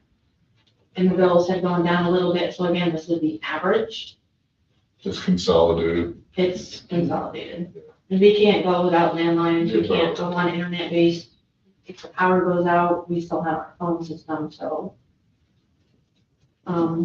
We show you have 4 lines on our spreadsheet. Is it 4? Yep. So what line goes from the call box to Cheshire County Dispatch? I wonder, how does that work? That might be a ring down line, it might be a circuit, Okay. like the old taxi cabs that it's going to pick up and it just rings. It's a box, and they push the button, and it brings them to the Keene Center. It's direct to them, so I'm not sure I felt that. So that's the phones. The dues and subscriptions, I cut out 1 of the subscriptions, but then we added, with the promotion of sergeant, we added the sergeant to the New Hampshire Chiefs of Police Association. It offers weekly emails, free trainings, a lot of valuable information on case law updates and whatnot. So the sergeant and I are now both members of that. So we decreased 1 of the memberships. We ended up adding his membership, so that one went up a little bit. The other memberships that were in, Susie's in the New Hampshire Elite Team, which is the law enforcement administrative professionals. The New England State Police Information Network, which is essential. The International Chiefs of Police Association and the Cheshire County Chiefs of Police Association, all meetings that I try to attend as I can. And again, all that provide valuable information and updates on everything, so I would like to keep those if possible. Contract services went down. What is that?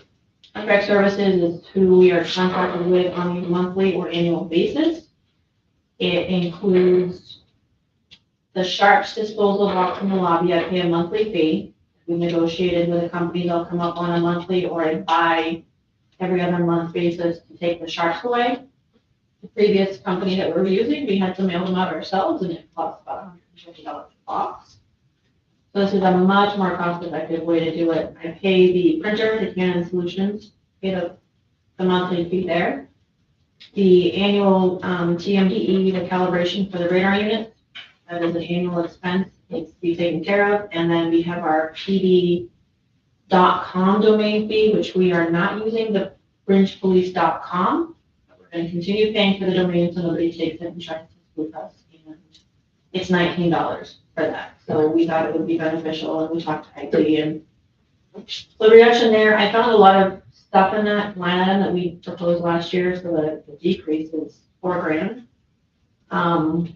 I discovered we were budgeting for things in there that were being budgeted elsewhere, like pest control services, which come out of Mike's line item. For some reason, some of the Central Square, the IMC fees were budgeted to contract services. And yet those are budgeted to IT instead, so I feel like we were, Is that the computers in the vehicles? there are all the computers, the software, Okay. the entire, In the transition. yes, We just, the technology, like. so we have that, and that's broken out separately, and then there was, generator maintenance, for some reason was tucked in there, and shame on me for not noticing it sooner. These, some of the numbers I had taken from existing, prior administration's budgets, so I found a little bit of what I call fluff. And I pulled out those, so we were able to reduce that one by a little over $4,000. Well, my question, and it probably occurred to a number of people, is that you used 3,500 this year, and you're budgeting, of 2,590. So if you paid it, then it's double budgeted. Hold on, I can give you what I bought and this year. That's it. That.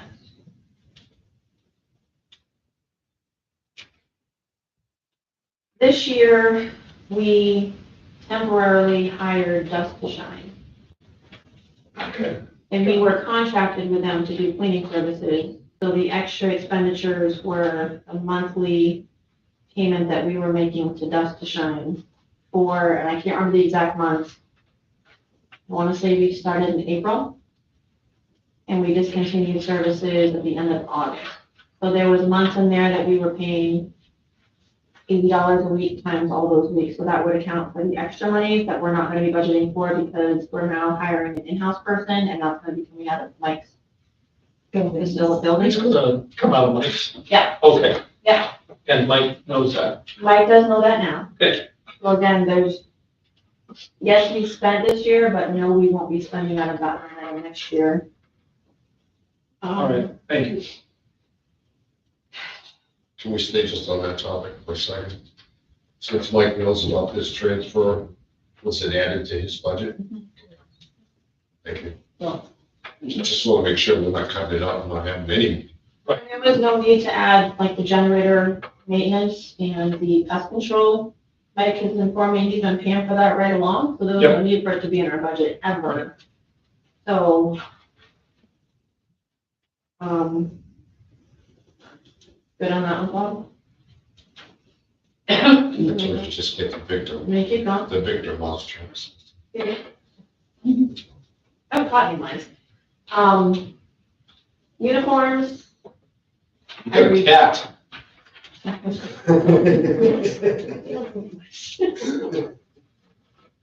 The uniforms, I'd like to say that, again, we're not spending that first line item of $3,000 to outfit the 2 new officers, but again, I have to go based on the average. Historically, we hire 2 officers. A lot of stuff we do is hand-me-downs, which is fairly new. There are certain things that we can't. A vest is in there. And on average, we replace 2 vests a year anyhow, with a staff of 10. They are good for 5 years, so we budget 2 vests per year, and we will do that forever. What's the best cost?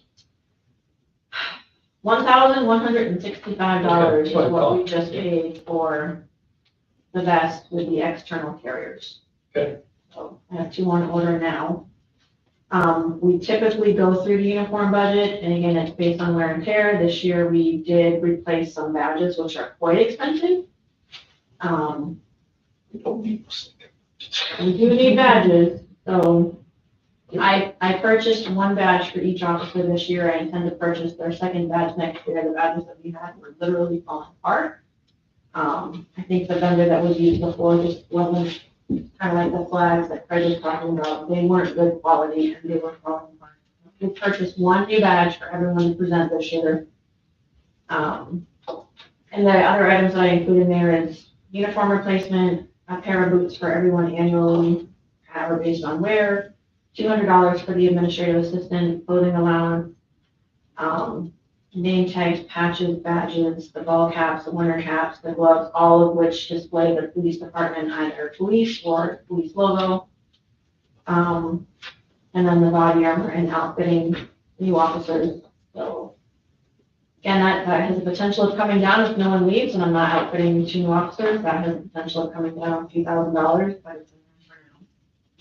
And I think that's $1,100 more than last year, and that's based on the average cost of the clothing items that we wear, all from flower.com, and each time with a 10% coupon in. Well, if you average that out, Rachel, I mean, for the end of the year, you're gonna spend around $8,500, and you were short part of the year, so you're.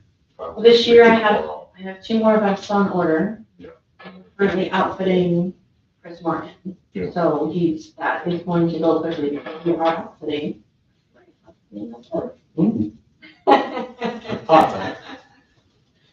That's what I said. So we're gonna potentially use a little bit more, but he also does come with some gear because he was part-time. He has some where I'm fully outfitting him, so I think we'll be able to do a little bit of savings this year.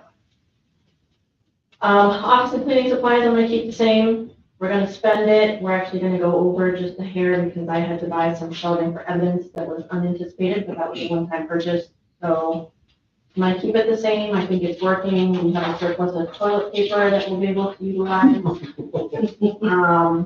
Have you distributed any to other departments? We may or may not have, but I'm not allowed to disclose that because Absolutely. that toilet paper is evidence. Oh, yes. So there may be various facilities storing bags, because it was hard for us to find storage for 26 bags of toilet paper. But I think there could be $1,000 in cost savings toilet paper 1 year this year. So.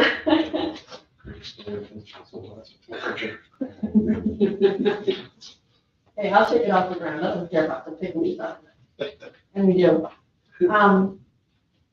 Cruiser supplies decreased there at $950.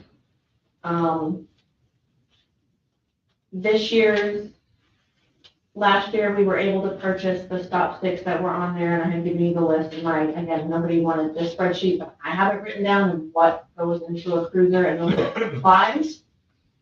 And I included stop sticks, unlock kits, measuring needles, jumper cables, window punches, everything that goes in a car that can be used on a scene is what we put in the cruiser supplies this year. Even though we transferred the tires out, it doesn't have the equivalent of the tire savings, which is $1,350. There's a $950 savings. We're looking at putting some more personal protective gear in the cars, not PPE like you think of, like gloves and stuff, but more of the plate carriers and the helmets for the guys for when we go on calls like we did the other day. There are not enough plate carriers and helmets for all of the cars, let alone get the officers. So we need at least to put 5 for the shop in that car and that. So that's gonna be this year's. And once we make those purchases, those are long-term purchases, so next year that line item could go down. You don't have to replace those on a regular basis. So. Weapons and ammo is, I guess that's where my biggest requested increase is.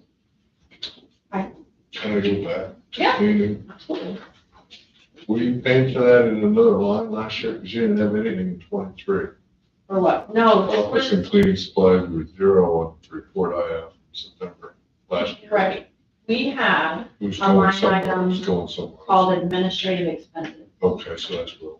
and that just lateraled over. It's the same thing. Okay. I It's just want just to our clarify department that. had office and cleaning supplies, so to keep it uniform, I believe we just changed the title and moved everything over, maybe admin. Yeah, because last year it was 4172 with administrative expenses. Yeah, it's a catch-all for, Yeah, okay. again, I could go through the list, but it's I like just a wanted to catch-all clarify. for everything. Yeah. Weapons and ammo. Weapons and ammo, so there's an increase there of $5,775. That, I know I talked to the CIP about, and I think I talked to, who came to see me? You did. The goal this year is to replace our Block 40 sidearms with 9mm blocks that have red laser sights. It's 9mm ammunition is much cheaper. It was hard to find at one time, and now it's not. A lot of departments in this area are going to that. We want to make sure that we're staying consistent with the departments around us for holistic best purposes. Another laser sight is going to improve accuracy down the road, not this year, but down the road, it's going to improve accuracy. It's going to reduce money spent on ammunition. So the goal is we have 11, I believe, I have to get the numbers, I left that back at the station. We would be trading in our existing Glock 40s towards the purchase of Glock 9s. The cost, including the holsters, the entire thing, for 12 firearms, which would include 10 existing officers that we have, 9 full-time, 1 part-time. If anything goes out for repair, and obviously my warrant article will cost this year the 10th officer, which would put us at a staff of 11, the extra firearm would be for contingencies. If something was to go down, nobody's without a firearm.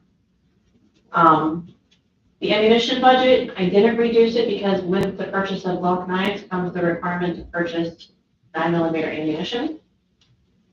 The only way to mitigate that is to find an ammunition store that is willing to take our 40 ammunition and trade it so that we can then, I don't know, we haven't made those connections yet to see, because there's no point in doing it until we have forward momentum on the Glock 9s. So I can always find a department that's willing to buy the Glock 40 ammo or the 40 count ammo, and then that would go in the general fund, which defeats the purpose of reducing the budget.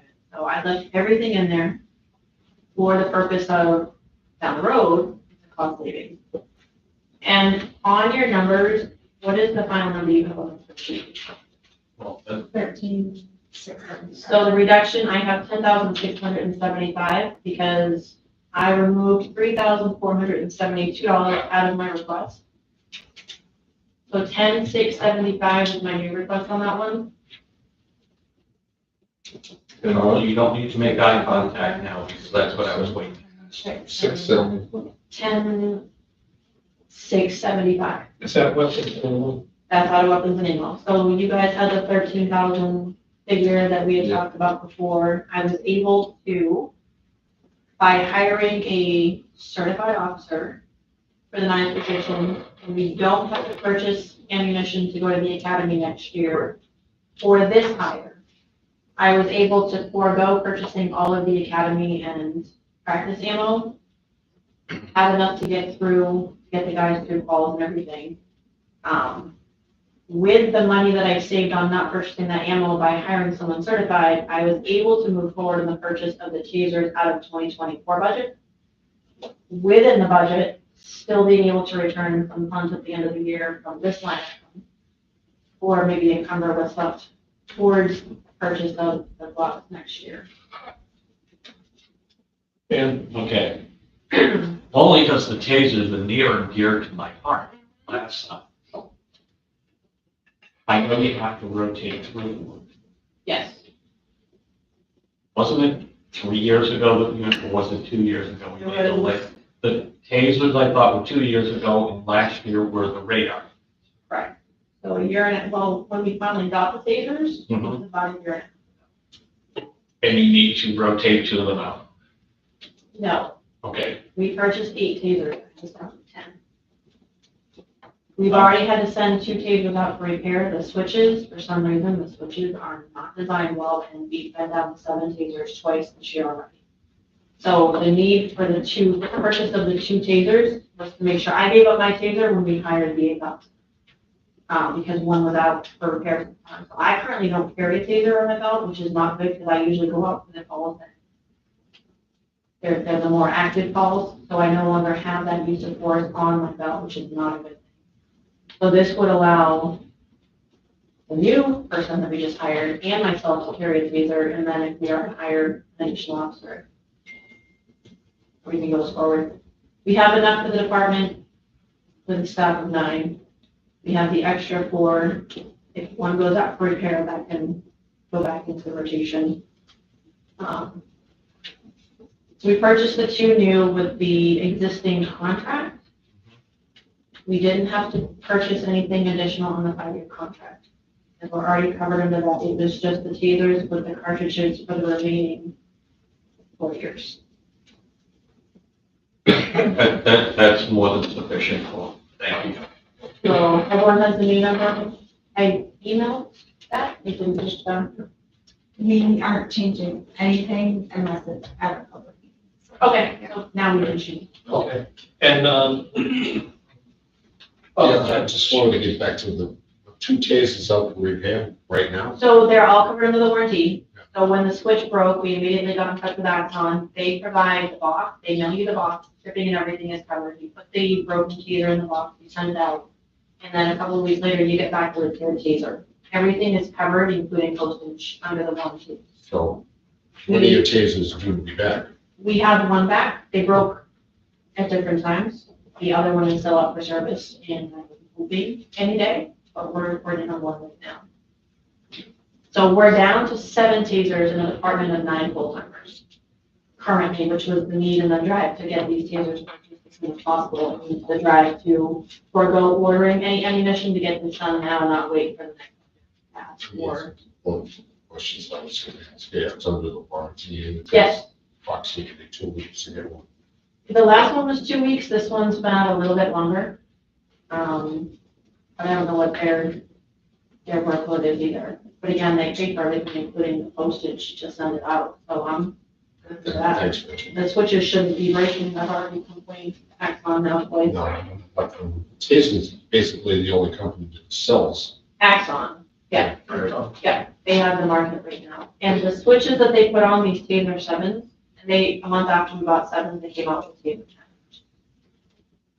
10s. The switches are just a cheap plastic, and just with normal daily testing, we have to spark test it every day. We flip it on, we test it to make sure it's got function. With daily testing, it's just the flip of the switch, and they broken. And the company says, yeah, that's a problem we've been having. So what's their intent to fix it now, knowing that there's a problem? So you're short now, but you really could have another 1 or 2 sitting in the station. If these switches keep breaking at the rate that they have, we 2 broke in a matter of 4 or 5 months. And you're what, 2 years into your contract? 5-year contract? Year and a half, So call it 2 2 years, years. yeah, we'll be 2 years back. Because I know we've talked about it at CIP, to start making sure we're saving for the few years down the road. Yeah. I'm wondering if it makes sense to, we have a small, whatever, how much are they each? So if we buy the package has to include the cartridges, because if you buy the taser, the battery, the holster, and all of the taser cartridges separately, it comes out to a lot more. You should probably quote for that. Well, I'm just curious, when you So have to buy $3,472 per for unit 2 roughly, tasers. for 2. For 2 tasers, including the duty ammo and practice ammo. So they require us to shoot out 4 cartridges per year. 2 of the long cartridge, 2 of the short cartridge, so that's 4 cartridges per year extra plus duty cartridges Just, for the duration of the you know, we contract. still have a small amount of money, but it might work well, make sure we have staff. Yeah, a couple of things that you mentioned, the Apple money is, maybe we can get a contract on the weapons that you want to upgrade, get a contract on it this year. That should be coming under our, because it's first responders. That's what- Contract is covered. They fall under the existing umbrella contract that we already have with them that we signed. No, I was So this is new weapons. Gloves. Yeah, so maybe we should think of trying to get a quote on those for now, get to Rick, make sure that it'll be coming under the Apple funds and do that under the Apple take it out of your budget this year. The other thing is just a recommendation on the tasers. You have enough tasers plus one. You should be taking the ones that have not been upgraded, the switch upgraded, sending them back and tell them the switch needs to be replaced and get them.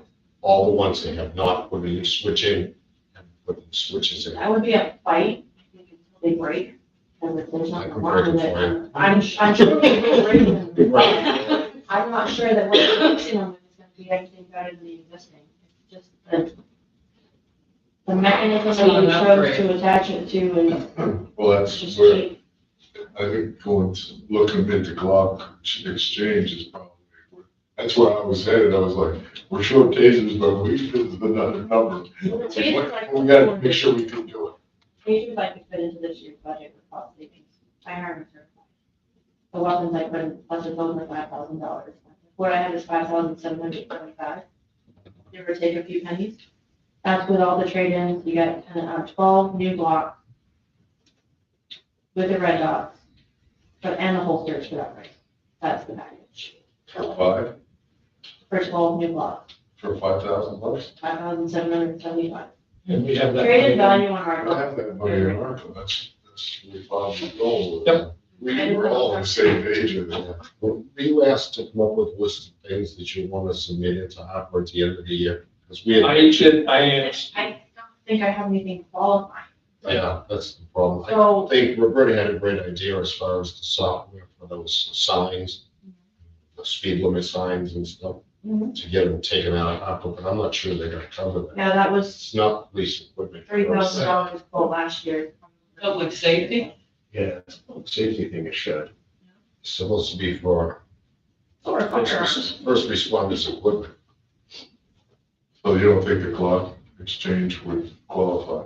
Is that what I'm you're not the expert on that one. Right. So I It's a didn't think question any for of mine Yeah, needed. oh, We need to get that answer. Yeah, I think that's We're running out of time to spend money. I'm happy to help you spend it, but I know that there's other needs that do qualify. So I don't want to give you any wish list items and just waste the time with, I want this and I want this. I'd rather put it in the budget and let, I know other qualifying expenses take the money. Now, we got a few things out of the ARPA money. I'm happy with that. But if you come to the end of the I line think and we you can need to take care spend of it, that. and Upgrading the Glocks. Yeah, to get it, out of the budget. Just get it out of here. Yeah. As long as we have a couple of extra bucks left in ARPA, well, that's all. I can get the updated quote when I have to about 2 months old, if you want to do that now. No, not really about the figures so much as I am getting approval. Monday. Yeah, sure. From risk to see if it qualifies. And if it does, definitely, Rachel, we'll do it ASAP. We'll sign on the dotted line. We don't have to have them until next year. Well, there would be some legwork for me to do, though, if that's a yes, because I would contact a couple of local gun shops to see if the ammo trade is an option, because I could always reduce the ammo request You also. ought to chase it. but we got 30 days. I can start. I'll reach out to, local, I'll go to Old Guns and Glory first, and see if that's something they would be willing to work with. I've got cases of, well, loose ammo, they came from a different vendor, but if we can trade David ammo, sold that. if I sell it, it goes to general fund, it doesn't come towards, No, I said David sold Oh, Old Glory. well, he did, but it's still good. Yeah. That's still cheap. It's a good shot. Yeah, change. Is consigning the ammo possibility? I don't know if there's a place in Manchester that will do that. Selling the ammo is not gonna be the problem. She needs an exchange. Exchanging it so we can reduce this line item is what I'm trying to do. I can sell it to any department and put money in the general fund, but that doesn't help this. Then how you offset the cost of the new. Right. Understood? That's the only. It's reason not I'm that it looking goes at to the these. general fund, it doesn't offset or cost of. It's revenue that offsets the budget. It's revenue, but I'm trying to lower my budget. And already, if you take that almost $6,000 out of there, it looks better. My total ask was only $9,300. And that takes $5,775 right out of it. So my ask is shrinking. Yeah, well, I think it's worthwhile taking a quick look at it as soon as you can. If, do you want me to talk to Rick? Or That's something you want I to. think if the conversation with you with Rick, it goes direct and, It would be Google Okay. faster. Yeah, that'd be great, Rachel. Otherwise, the line item was pretty much the same. Postage, I'm gonna keep the same. I think we're right on track this year for postage. We don't send out a lot. We do send out big packages for Discovery, but, and I buy the roll of stamps at whatever, it was $78 for. A lot of our postage goes towards prosecution and 91A requests, and a lot of report requests we've been getting lately.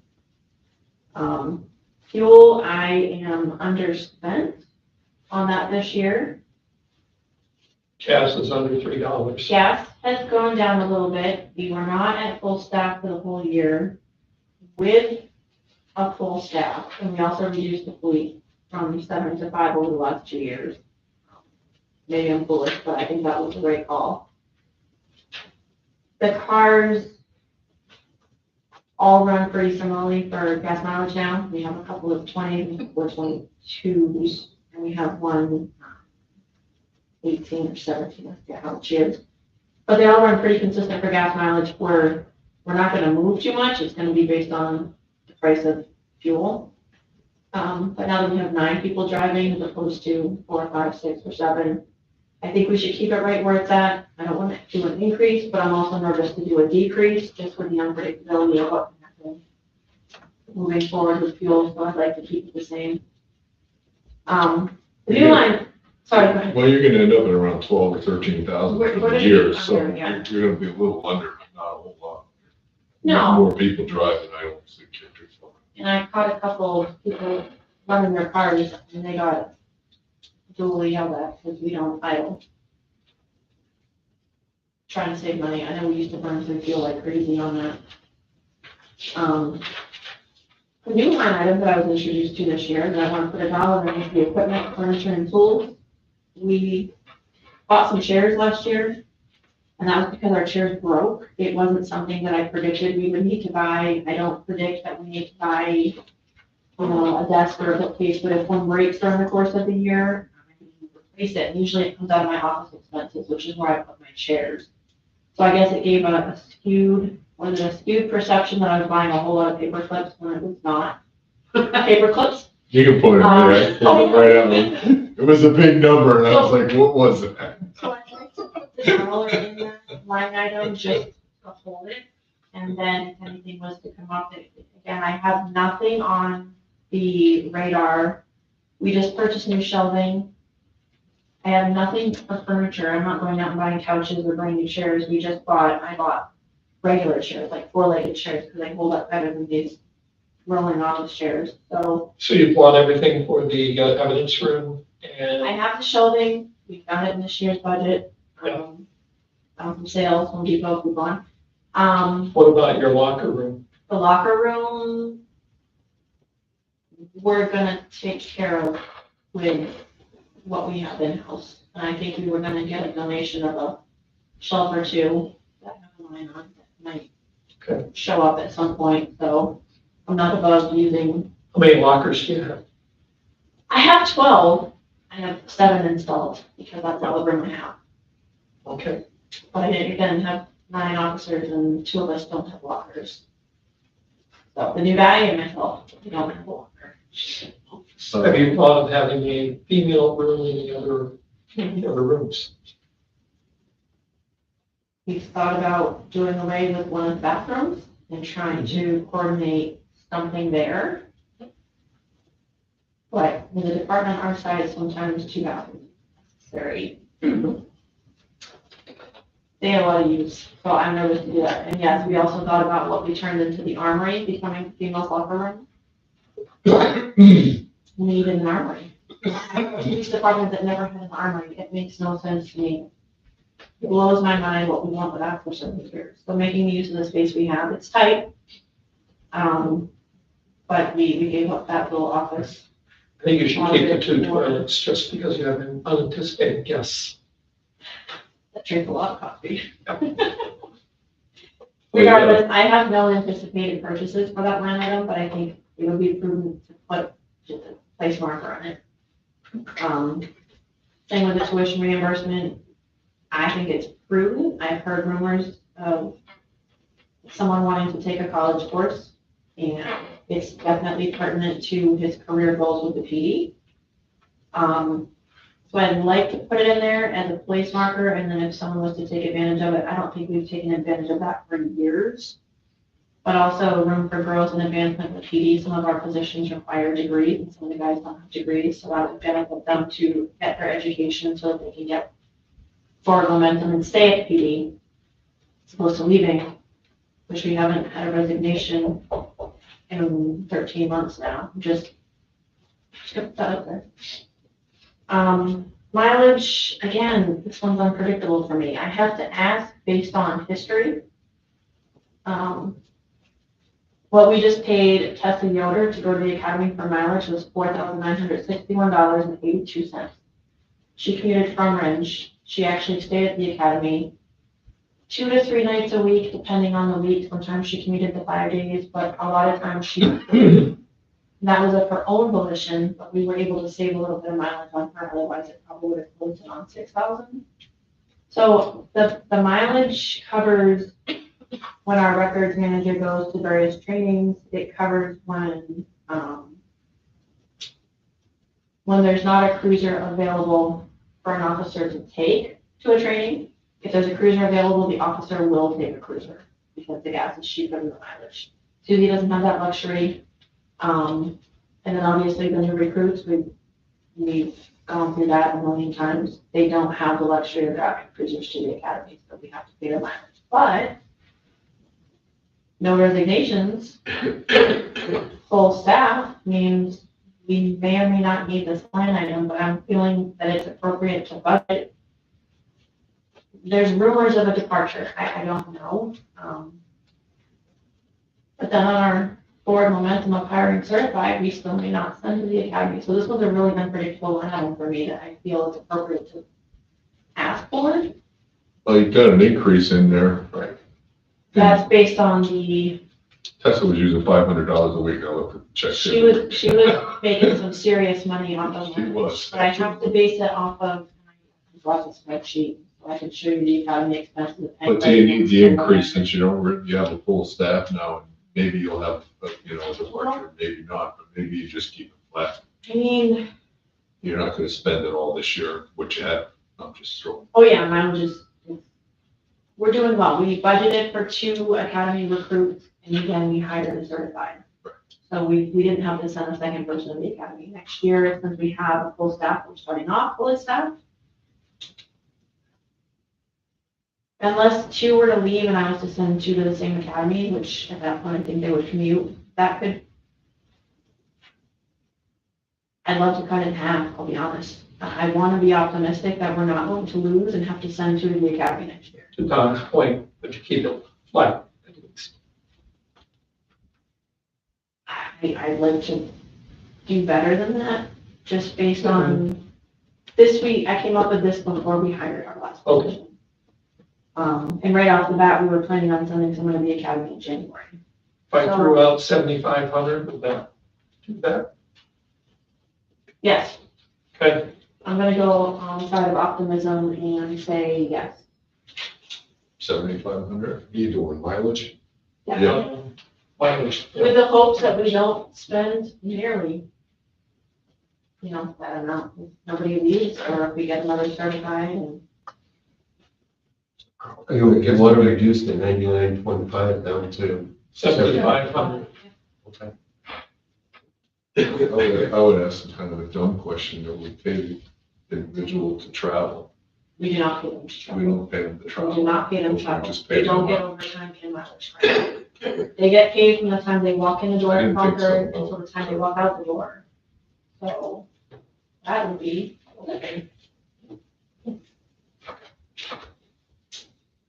Great. Training.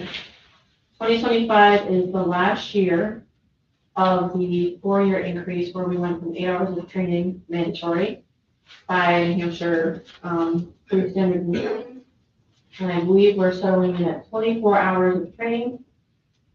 And it's the final increase, but they've also tacked on an additional 7 hours of training.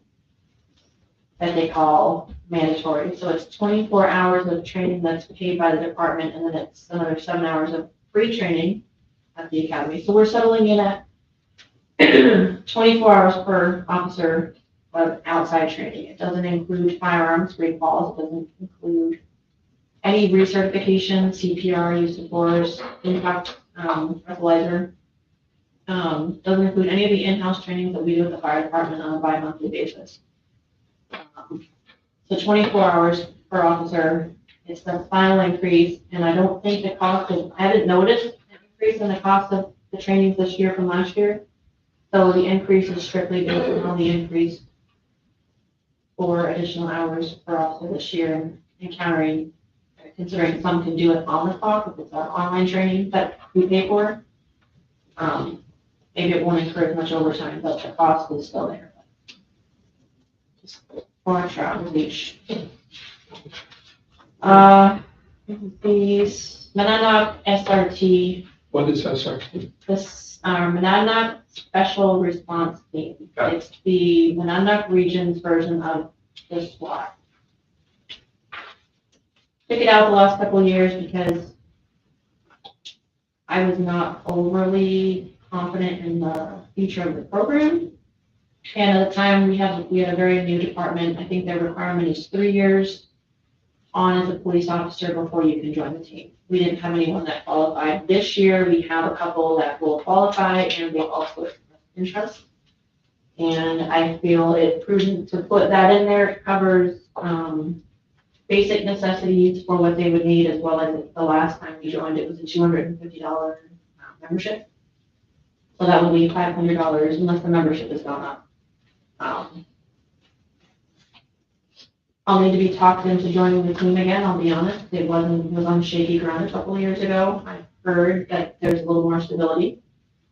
Before we let any of the range officers participate, it's gonna need to be vetted, but again, I wanna put it $750 as a just in case. Because if they've made a substantial turnaround, like I've heard some positivity, then we might join the team. The benefit to that for $750 is the SRT does not respond to towns who don't have participating officers. So if we had a SWAT car, like we would have to see if New Hampshire State Police was available, or if we have a contributing member on the team, any call outs we get can go to the regional team, who has staff renewals, which a lot of the officers who are from the area who know us. So there is a benefit for that police member. And I don't know if it made it, going off my own spreadsheet. Is the line item for animal care insurance on there, Lori? Or It's the next. it is. Animal, Well, just no. animal, the two animal, Page 2. Yeah, I wondered why you didn't have animal care and surrender somewhere. We didn't because we no longer have an animal control program. So my animal control budget is 0. And we were supposed to add a $500 line item into the police department operating budget so that we, as a police department, can still continue to cover emergency sheltering, with some food and some supplies on hand, and then still cover the relinquishment fees for the Monadnock Community Society, which is still $125 per dog and $15 per cat. 125 and what? $125 per dog that we bring up, we have to pay that, Right. and $15 per cat that we take up. 60. So if we take up along with 5 kittens, we're paying $15 each. Yeah, So there has to be a line item right. for emergencies, but for all intents and purposes, with Larry's retirement, we do not have an animal control department.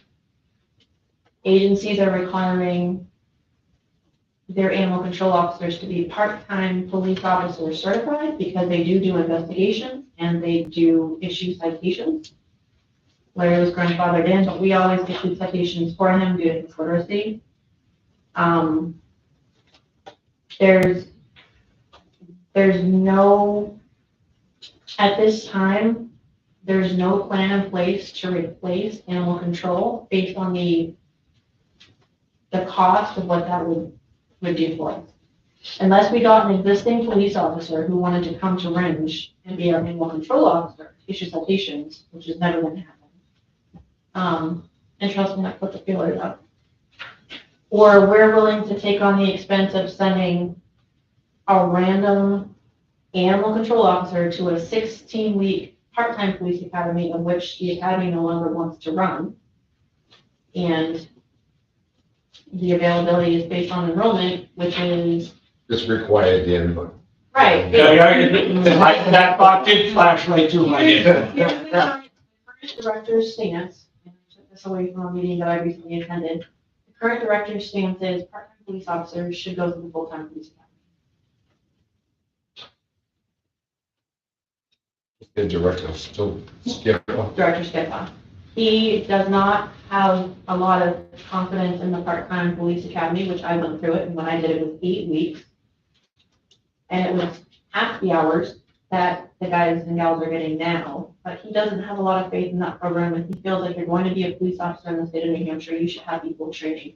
I don't disagree, but at that point, if I'm sending someone to the academy for full-time, they're gonna sign on as a full-time police officer, and they're not just gonna be an animal control officer, so I don't see a fit. You can't just have someone who wants to work a couple of hours a week and feed the cats and dogs and take a trip to the Humane Society. That's not what animal control can be, because people have asked. I'd love to step up. I'd love for you to do it, but we can't. So the recommendation I had was to eliminate the animal control budget entirely and simply absorb a $500 line item into the police department operations. Did you put a line item in there? I did, we talked about it, and they did talk about it, yeah, we did. I didn't have a code on my sheet, but it's just to cover emergency expenses. We're not gonna be sheltering dogs, we're gonna recommend that people take them to the Humane Society on their own. And I've gotten a couple of successful pickups from the Humane Society. They've come down to get the vicious dogs, because I will not risk. Okay, so what happens then when you get a dog, a stray dog? And you can't keep it there, because At this nobody can time- take care of it, you have to bring it to the Yep. shelter. At this time, if someone calls us and say, I found a stray dog, we simply recommend that they go straight to the Humane Society. We've had a couple of dogs turned over to us since Larry's retirement, and these dogs have been nasty. We're not trained to deal with animals. These dogs bite us, we're looking at, we get a severe dog bite, we're looking at going on disability for an animal call. So I'm not willing to risk the officer's safety for handling a stray dog that we know nothing about. And usually, and we are a dumping ground for dogs too. A lot of the dogs that are found are not pets. They're dumped here from Massachusetts. We found that out. The last one that we had help from the Humane Society to come and pick up, they had to put down. It was extremely vicious, extremely nasty. Officer Glover wanted to help somebody with a dog not too long ago, and the dog hated men. So the woman who picked him up brought him to the station, and Eric tried to walk over to help, and the dog immediately got into the stands and was going to go after Eric. So Eric, back up, we're not gonna do this. So it's not worth us putting the officer's safety in jeopardy, or. Two cases before. Rather not, cats are easier for us to house, because we don't have to go into the cage, leash them up, bring them out to go to the bathroom every 6 or 8 hours or whatever, and put them, try to get them back in the crate, which they don't want to do. We've actually shut the door in the kennel, just let one run wild, because we couldn't get it in the crate. Cats, we can shove in the crate, and then you can slip food and water through the door, and you don't have to interact with them until the 7 days are up, and we can bring them to the Humane Society. They're easier. But we have a plan in place, and that's probably something that we're gonna need to address, whether, it could cost tens of thousands of dollars to get someone certified just to be animal control, and I don't think that, for what we have going on is worth it. So what you need at this point is a new line item for animal emergency, $500. So I put animal care and surrender. The care being a bag of food, a couple of cans of food to have on hand if we do have to take an animal in for some reason. You saw the kennel, we can take a dog in an emergency. Someone's gonna abandon it if it's William, not the last person. We told them, can you take it to the Humane Society? And we had to make contact, and the next thing you know, if it's William getting a call for the same dog that someone dropped off. William, Now, if it's William goes to the Humane Society and they pay the fee, that's not what we want to have for either, so. I called it animal care and surrender, I put 500 in it, I think that would be a good place to start, and maybe for next year to see if it can go up or down.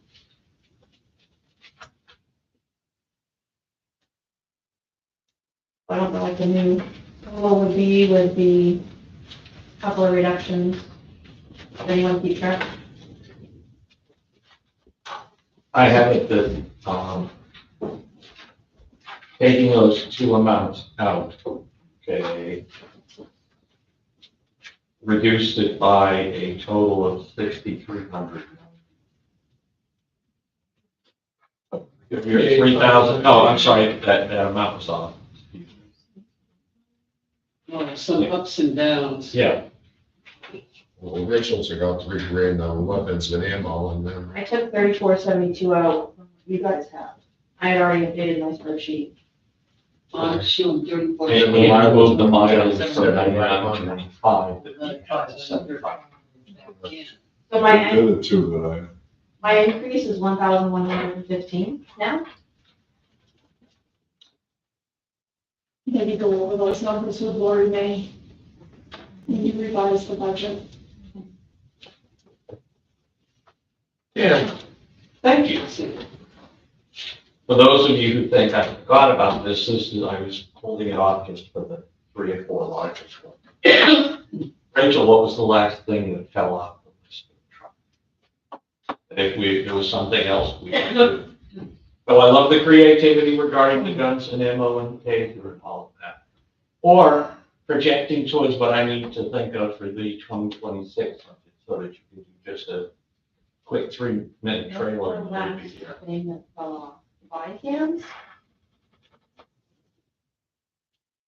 Would that be a CIP That saving is for the CIP, future? Yeah. Yeah.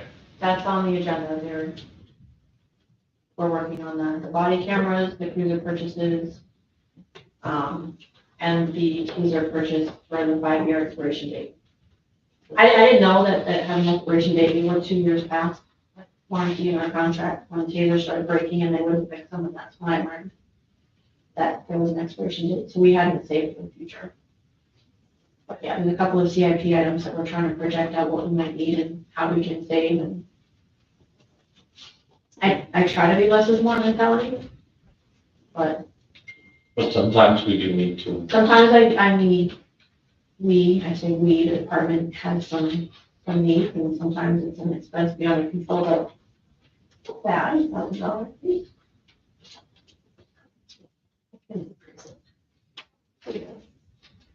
Thank you, Carl. Because, did that, the 1115 include the animal surrender increase? It did, yes. Okay. My total included the 500.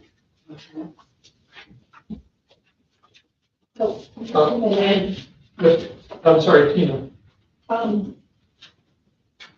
So I think I understand this, but I have a lack of knowledge in one area. If we go back up to wages and benefits. We haven't been there yet. Okay. Are we going here? or- Yeah. Oh, yeah. Yeah. Yeah, we haven't been there yet. Okay. Operating good. Operating, it looks like, Yes. Just, it's free for me on this. I had gone with the numbers that Lori May gave me for the projected wage increase across the board. Plain and simple for the wage increases. The increases that I have here are the prosecutor renegotiated their contract in the middle of budget season this year. We took a lot of this year's savings by reducing the part-time budget. So last year and historically, I think the part-time budget has been about $20,000. With the reduction in the availability of certified part-time officers, we have decreased the part-time line item from 20,000 to 5,000 to help mitigate the cost of the prosecution program increase. I got a list from Lori May. I asked her to produce one in terms of the ups and downs, because some of these are not wage related or anything. And I had for the part-time wages decreasing by 15,000. Increasing by 15,000. Right, okay. I am asking for an increase in overtime. We're gonna overspend overtime this year by about $10,000. And a lot of that, and I did a handwritten spreadsheet from my notes. A lot of the overtime is overtime that happens not due to shift coverage, because with a full staff, we shouldn't be having a lot of shift coverage, but it's all those mandatories.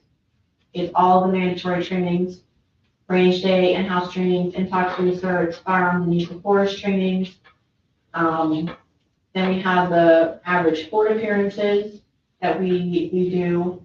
There's the on-call supervisor that we are gonna pay at an overtime rate. We have been, there's all of the events, the elections. We had 4 of this year, which hurt. Our drug take-back days, which are. I'm sorry, is this the overtime This is category? overtime. Yeah, So thank you. it's maybe $20,000 increase. The holidays, we have 12 paid holidays, and each of those, I went through and I did the math on projections of how many officers are gonna work each holiday next year, what their shift is, and then we have the vacations, which honestly, we should be able to cover, but if I was to ask for overtime for the holidays, the town events, the on-call, the court, the vacations, minus myself and the sergeant, we don't have our shifts covered, and then all the trainings, my overtime ask would be $116,639.69 at the current average overtime rate. So the reason for the increase is there's more hours that we're working. Our shifts they're not over at the end of 10 hours, and ironically, with our wage increases, the budget doesn't go as far. So I'm getting far few hours of overtime worked for the $60,000, which hasn't been increased for years. In fact, we decreased it 2 years ago. We re-increased it to 60, and it simply doesn't go as far. And with all of these added expenses and how busy these guys have been, there's less opportunity for them to do some of these trainings during their shift. It's all overtime. And if we can figure out a way to reduce the calls for service and reduce the need for overtime, the guys and I would all appreciate it. We do have that ask, and then the other increase that I asked for was shift differential. Could you explain what that is? Yes, I absolutely can. I started range PD in 2004. In 2004, we were given a shift differential of 75 cents for all hours worked from 4 p.m. to 7 a.m. In 2024, the guys received 75 cents for all hours worked between 4 p.m. and 7 a.m. I put out a request to Cheshire County, and I can get further. I've got the New Hampshire law enforcement wage study on my desktop, but I want to go through applicable towns. Cheshire County. There are towns that pay $2 an hour for second shift, $3 an hour for third shift. There are towns that pay additional. So in addition to, if you're making $10 an hour, that would be $12 an hour. It's incentivizing working the nights and weekends and stopping the complaining, like I'm making extra. I don't mind working midnight. Everybody thinks they're a day shift guy and you're a blue cabinet. There are departments that actually pay shift differentials for shifts and then an additional stipend for weekends.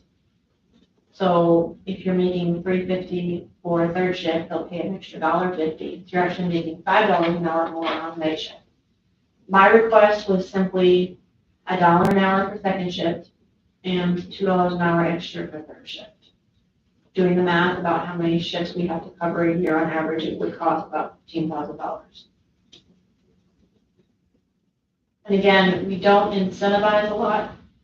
We want to try to promote retention. I think this is one small thing that we could do nobody likes working nights, weekends, holidays. Nobody likes working the midnight shift. I loathe it. It would have been a little bit easier if I took home a little bit of extra money. If I was the guy stuck on the midnight rotation for several weeks in a row to take home a little bit of extra money. In fact, I might have swapped to work if I was in a tight spot budgetary.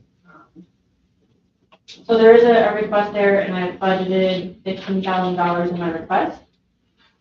The time frame would simply need to be worked out with payroll as to what second shift is. Is it the entirety of the 4 to 2? Or does that stop at 11 o'clock at night, which I think would be fair, but that would have the payroll figuring 2 different categories per shift, which might get confusing, and Lori's cringing. Can't see her, but I know she's cringing. Texting Carla right now. So what exactly it would look like, I'm not sure. You know, even bumping it up, instead of doing $1 an hour, $2 an hour, bumping it up to $1.50 across the board for all of our work, would still be an increase that would give the guys who are getting up to night with their families something. And again, I can only speak to how long I've been here, but that's 20 years of no increase on that line. And I think it's time to start incentivizing a little bit. And I know when Lori Beth was here, she was talking about the hospital, and now Jeff Sabala, our part-time sergeant, works at the hospital, and their shift differentials are insane, absolutely insane. But I didn't include those things, apples and oranges, but I think it begs to differ that the workforce is shifting to incentivizing the shift nobody wants to work. And that's what we get stuck with 66% of the time. So those are the reasons for the requested increases. The one decrease with part-time is a little bit of a increase there, but it's just my ask. The 8th and 9th officers, the additional, these were things that were under budgeted last year, because now that was like 13,000 for the quarter year, a half year, that was not budgeted. Now they're looking the whole year, so we have to increase the budget for that amount. Is this just wages, or does this include benefits such as? So the spreadsheet that Lori gave, and I believe it's up to date, Lori, to include the new hire, the detective's position. Yeah. It's on. Yeah, that's also on there. So that should be the most current information, including the newest hire. So, forgot to mention that. So last year, we tried to be really, really, really reasonable with our expected date of hires. We've been chronically understaffed for 10 years. We've historically given, I know since I've been the chief, a lot of money back in the wages and benefits line item. We're not giving money back this year. And I can't apologize because we're fully staffed. So we didn't budget. We knew we were going to be hiring Tessa Yoder on or about April 1st. So we ended up hiring her 2 weeks after that. So there was a cost savings, but we didn't budget the first quarter of the year for that position, knowing there's no chance of us getting her hired and doing an entire background in this time frame. We did the same thing for the 9th position, knowing that once we get that position hired and in the academy, the soonest I would be able to hire the next position would be July 1st. So there were cost savings in last year's budget, but this year, while it looks like we have a marked increase, we're really only now fully funding all 9 positions, which we've had 9 positions approved for 5 years now. And I don't think we've ever fully funded the 9 positions for more than a period of a couple of months at one point. Well, this, the sheet I had has numbers of 13,9, 48, 33 and a half, which comes to about 94K of the unfunded. You have a different sheet, I have a different sheet. It's just, would this number be reflective of the total cost, or does this include the retirement, which is 38% added on, and the health and everything else? That's just. So this is just wages, so these increases are not just 100,000, it's more like 140, 50. I would also add to that we did not hire a ministry level officer. We hired a 12-year veteran at detective. So we hired in The entry level starting salary is about 55 and change. We hired him at 75,000. So we do budget for a family plan, so the insurance was appropriately budgeted, but his salary is gonna increase that also. And then the retirement benefit, the insurance would be the same.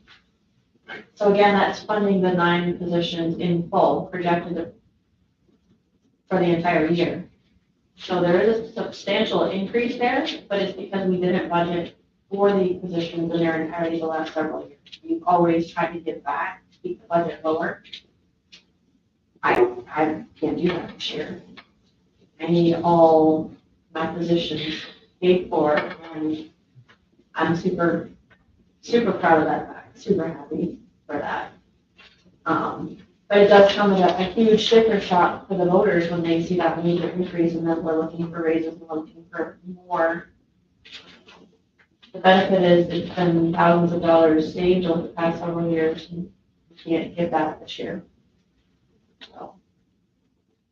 So the, probably saving grace is the default budget will show at The full fully value budget. of those positions. Right, Yeah. so it's, yeah. It's, yeah, the default for the police department at least. For the fully funded year for all 9 positions. Correct. But it shows a huge increase, again, taking that into consideration, which I didn't know until last year. The default automatically has to reflect those types of items, that is good, but again, it's still sticker shock. Yeah, It's a big increase, for sure, and then I know we have a couple little additives on there for the asks, but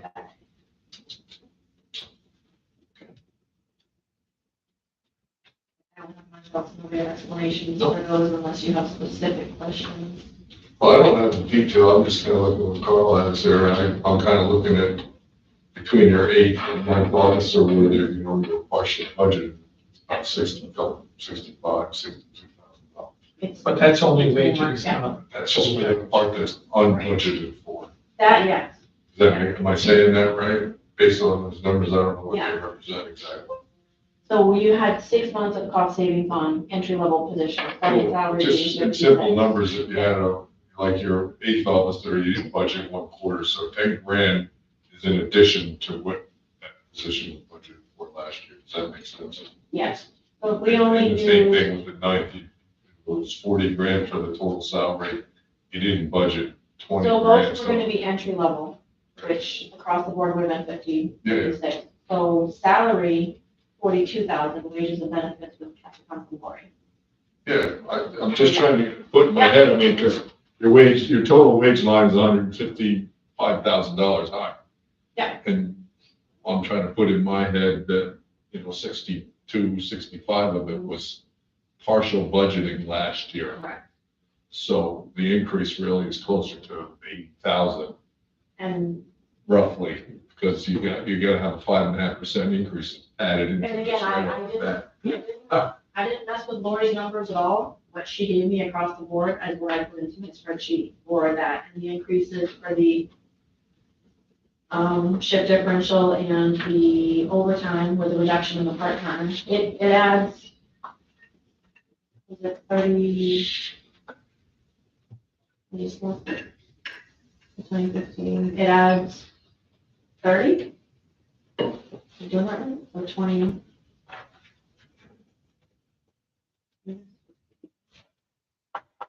So it adds $20,000 total to my requested, in addition to what Lori had come up with for the numbers. So with the addition of the fully staffed department and the additional, Prosecutor increases a the bit. prosecutor increase, correct? Well, that was my next question. Yeah. I mean, we approved that increase until December 31st. Until April 1st. Huh? Until April 1st. Oh, was it April 1st? I thought it was 1 year. 1 The end of the year from, Was it the April 1st? You guys I remember? thought it was December 31st, So, the prosecutor contract. you extended it to the end of the budget season in the budget season. But I don't think And they will then- have to go back to them, so that. Lori, Well, we have the contract. The date of expiration would be on the contract that everyone signed, so I'm pretty sure we did April. But Okay, that's a good thing. that's up to them to renegotiate because I'm out next time, just so you know. Okay, So my original. When it comes time to renegotiate, so I would ask a question of Lori, is, based on that increase, are they falling into the wages and benefits side of it? What is the dollar value down there? Are we talking about the prosecutor? Yes, Actually, I was gonna bring that up next. I had put them in for a COLA, but their contract doesn't say that they get a COLA. right. So I'm gonna reduce that number by 16,687.50 if you reduce it.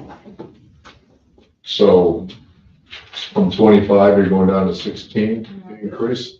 No, 78, 175. That included the 3% COLA, so we're gonna, right? Well, I had a wage increase, What? Did you put a step increase in there too? No, it was a 3% COLA, All right. which we found out if they want that, they need to renegotiate. 75,000 is the number flat Okay, because they didn't negotiate. And again, that's their contract. They didn't negotiate COLA, I put in for it and you pointed out it wasn't in the contract. So so my next question would be, Lori, out of that 75,000, what additionally does it add to the other lines, Medicare, Social Security, is there retirement involved, workers' comp, any of that stuff that adds up based on that number? Medicare and Social Security, they have. So that's 12% of 75? Ballpark? Yeah. So if we put them as a straight contractor, we could probably pull out more if that's the way they want to go. As 1099. general, you mean It's a 1099. It's subcontractors? 1099. But they don't. They only can be that if they have businesses, Well, that's not how they are now in Vernon. Hmm? They're paid, we are including them in social security payments. they're an employee. Yeah, considered. that's what I'm saying, but you could 1099 them and use that ancillary cost. Well, if Just you the- can't say, I'm gonna 1099 you, they No, have no. to, But their contract is up in April. yeah, in they have to conjunction. accept it. They have to accept be it. I understand that. subcontractors. I'm throwing it out there that in April, we're gonna have a change. Does it make sense to regionalize that? Stand by. We did That is another discussion. Okay. It's a tough Yeah, one, you know? That program I'd is rather awful. not discuss that right now, but stand Yeah. by. Our line was shot again the other day, so Okay. It's on tape. just stand by. Yeah, I remember when it was bad. There are new developments. That's good. That's fine. It was a big So- surprise in April. It was to me as well, I'll be honest, and that was not something I was expecting to take on at that particular point in time. And that was a lot, it was unexpected, and I just thought I'd bring it up because it's a big nut and it's going to get bigger with a regional, but, well, TBD. generally, the wage side of it is my big beat, but I think retention is our key here and you're trying to drive that with, with your shift differentials and things like that. I think it's, it costs us so much to send these people to the academy every year. We don't send someone to the academy next year. I'd love to see a year without hiring for Right. training expenses. Because by bringing, yes, Chris Martin back on full time, he immediately, day one, was able to handle calls for service and immediately alleviate the stress. We don't have to train him. He knows the town, Correct. he knows our policies, he's been an How employee. long is it? It seems He like was yesterday. around for 10 years. Almost 10 years. So. So. Yeah, I think retention's key in that Costs department. more to bring on someone with that level of experience. It costs more in the salary, but the cost savings, you know, I've still got outside and field training and she's gone to the academy and I paid her this whole time, I didn't pay her, this whole time and she's racked up, I think it was $38,000 that I came up with. That is just training expenses and salaries and mileage that we're paying her to go and she has yet to fill a shift on her own. Yeah, no. That starts Sunday. Right. Very good. Yeah, retention And is it's not so only that, it's that the overtime for the officers covering the empty spot. It adds up. Okay. Yes, go ahead, Tina. So if I look at the retirement contribution and compare that to your total wages, Yeah, it comes up to like about 29% of total wages. which is More than that. different than- 32, I It's believe, what I looked at, Okay. 32.1 was it? No, I thought it was 38. That's Looked at. Fire is 32. And, police, I thought was Retirement 38. percentage is a different position. Right. Yep, okay. Fire and police is Police, way. just Yeah. really quickly, that's not going to their retirement. The town has a $5 million debt because the pension fund is unfunded. 30.95. 30.9. So that's what Now, that's the total going to, employer is paying percentage for the Yeah. unfunded Or- mandate. Total employer percentage. Okay, I just wanted It's to. probably what, 6 million by now that we owe? Yeah, it's still big. It was 5.6 million. Oh, that's wrong. That's great in retirement. Oh, yeah, they give them raises. The state votes to give them raises, but they don't pay it. I don't think it's illegal. All right, when I compared it to other departments, I'm like, is that number right? No, it's awful. Thank you. Actually, it That's is. state Yes, mandate. you are right. When you see, you get a fire. So are we done with questions for the chief?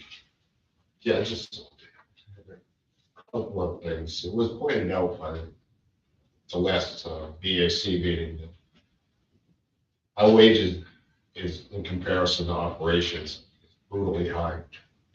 We're at about 60%. I think it was the figure that was mentioned, and 50% would be more of a realistic company.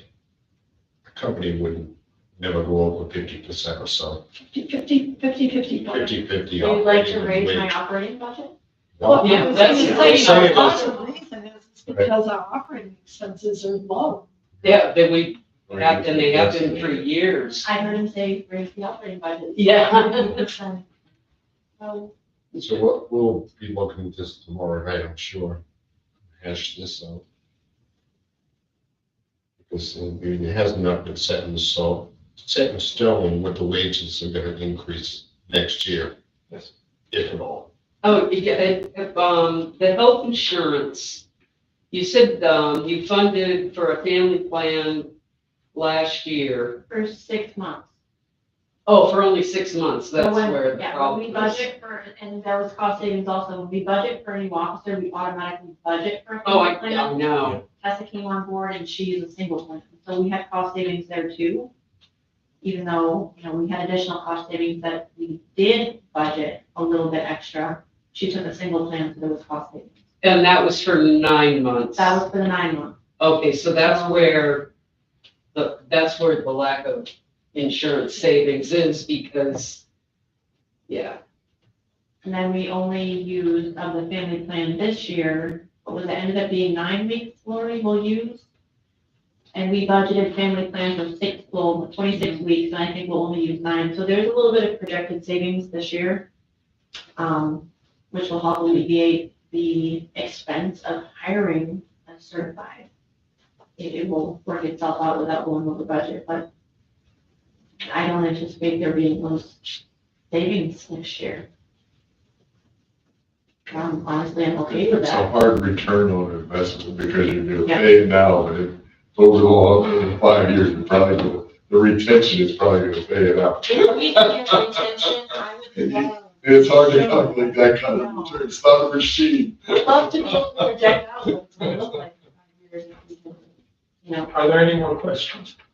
For the On the chief? budget? Oh. On the chief, on the chief. No. All right. Thank Thank you very much, Rachel. Heard from my friends yet? I do a lot of friends, Yes. Up in Concord about my intercept. possibly. Okay.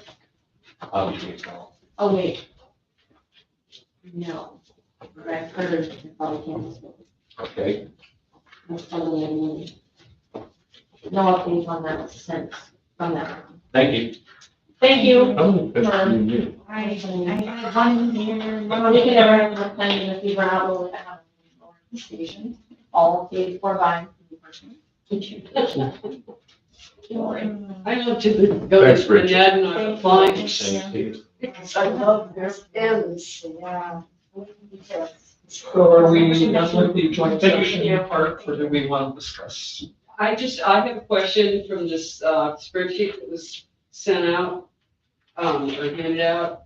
I did not recall taking all of the wages from parks and cemeteries, because I understand there's money in the cemetery fund, but how is Mike going to get the mowing done in parks and cemeteries? We moved it, We moved 2,500, I think, when we were talking about it the other day. From Parks and Rec, but then you reduced. but Mike came in and said, I think I can do it for even less. Yeah. Oh, so that was not, I was gonna say, that was not part of it. 2,500, and he added more. Yeah. Oh, okay, because I was gonna say, I don't remember I that. think we had him in there at 21.50 an hour, because we couldn't hire anybody. That was the reason we increased it. Increased it. Yeah, but then he decreased it back to $20. Yeah. How's it going, how's it being done now? We haven't spent any money in either one of those line items. No, because they were getting paid $40 an hour from DPW.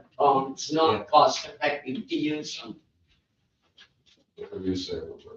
They get benefits. I'm sorry, can we not have this? Yeah, they get benefits. Yeah, please. Because I don't want to go. Yeah. Make this quick, it should be short. But I'm not saying in the budget, ambulance Yes. cost should be in there. You should have something listed in there for the ambulance. Last year's, yeah, it's a decrease to the budget. It's showing. Well, it's a like false $25,000. decrease because we have to have an ambulance in there, yes.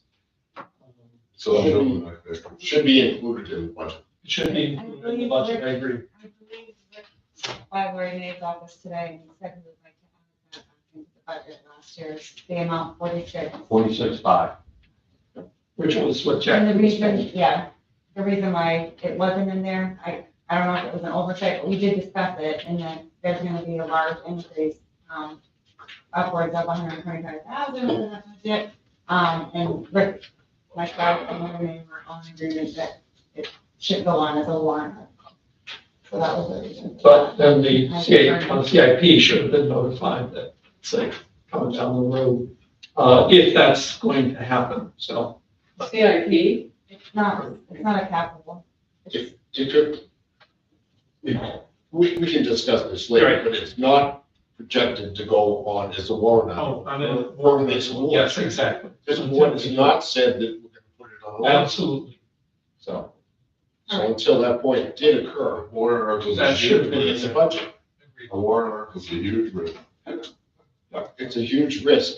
The CIP needs to be notified if it were to be a warrant. oh, I'm sorry, the reason I said alert for CIP is if it were a warrant article, we'd be competing with the ask of the CIP. And therefore, I just wanted to have them notified. Well, you're talking about That's a possibility. one or the service of one. There's two different things. so have we, The service of one. have they done any presentation on, We're getting a We just met presentation today. from the, yeah, go ahead. Well, We just met today with Jeffrey Town Manager and the fire chief and Carl Sheridan, and we just scheduled a meeting to meet with the executive director of John for Monday at 1 here. so big thing that needs to be known is the number of calls to each town and the number of transports from each town. They do have all those numbers. Yeah, because they can answer a lot more than Jeff. yeah. And Casey, do you have something to add to that? Jarma invited to this meeting next week. Jarma is, no, well, I had asked that Jarma come to this meeting next week. but they're doing a presentation to us in terms of the select board. And I'm sorry, For both Jack and. for Jaffrey and Ridge. Oh, there you go. Okay. So they're basically gonna sell their shtick, You mean they're going to present? They're gonna They present, see it yes. as a fact. That's what I heard, yeah. Yes. That's what I said. With an ask like that, they should be available for a public meeting. I asked them to be there for next week. Can I have, Yep. under what circumstances would that not be a public?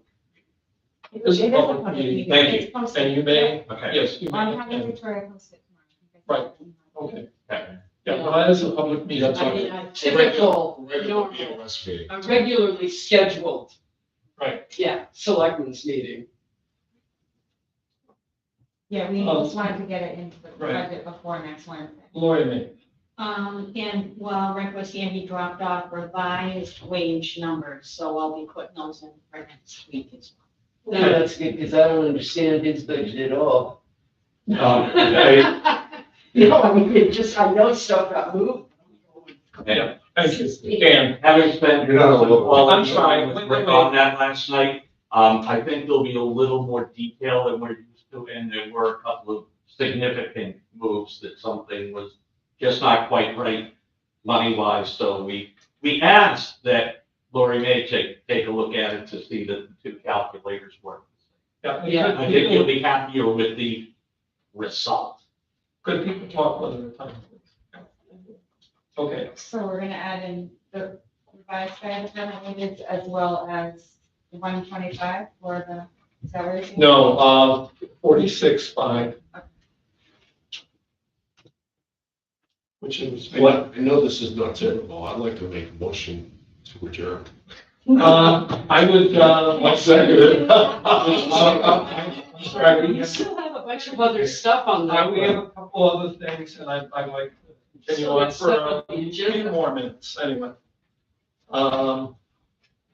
So, but you may adjourn if you wish. The board has a couple other things. The board actually had a motion in effect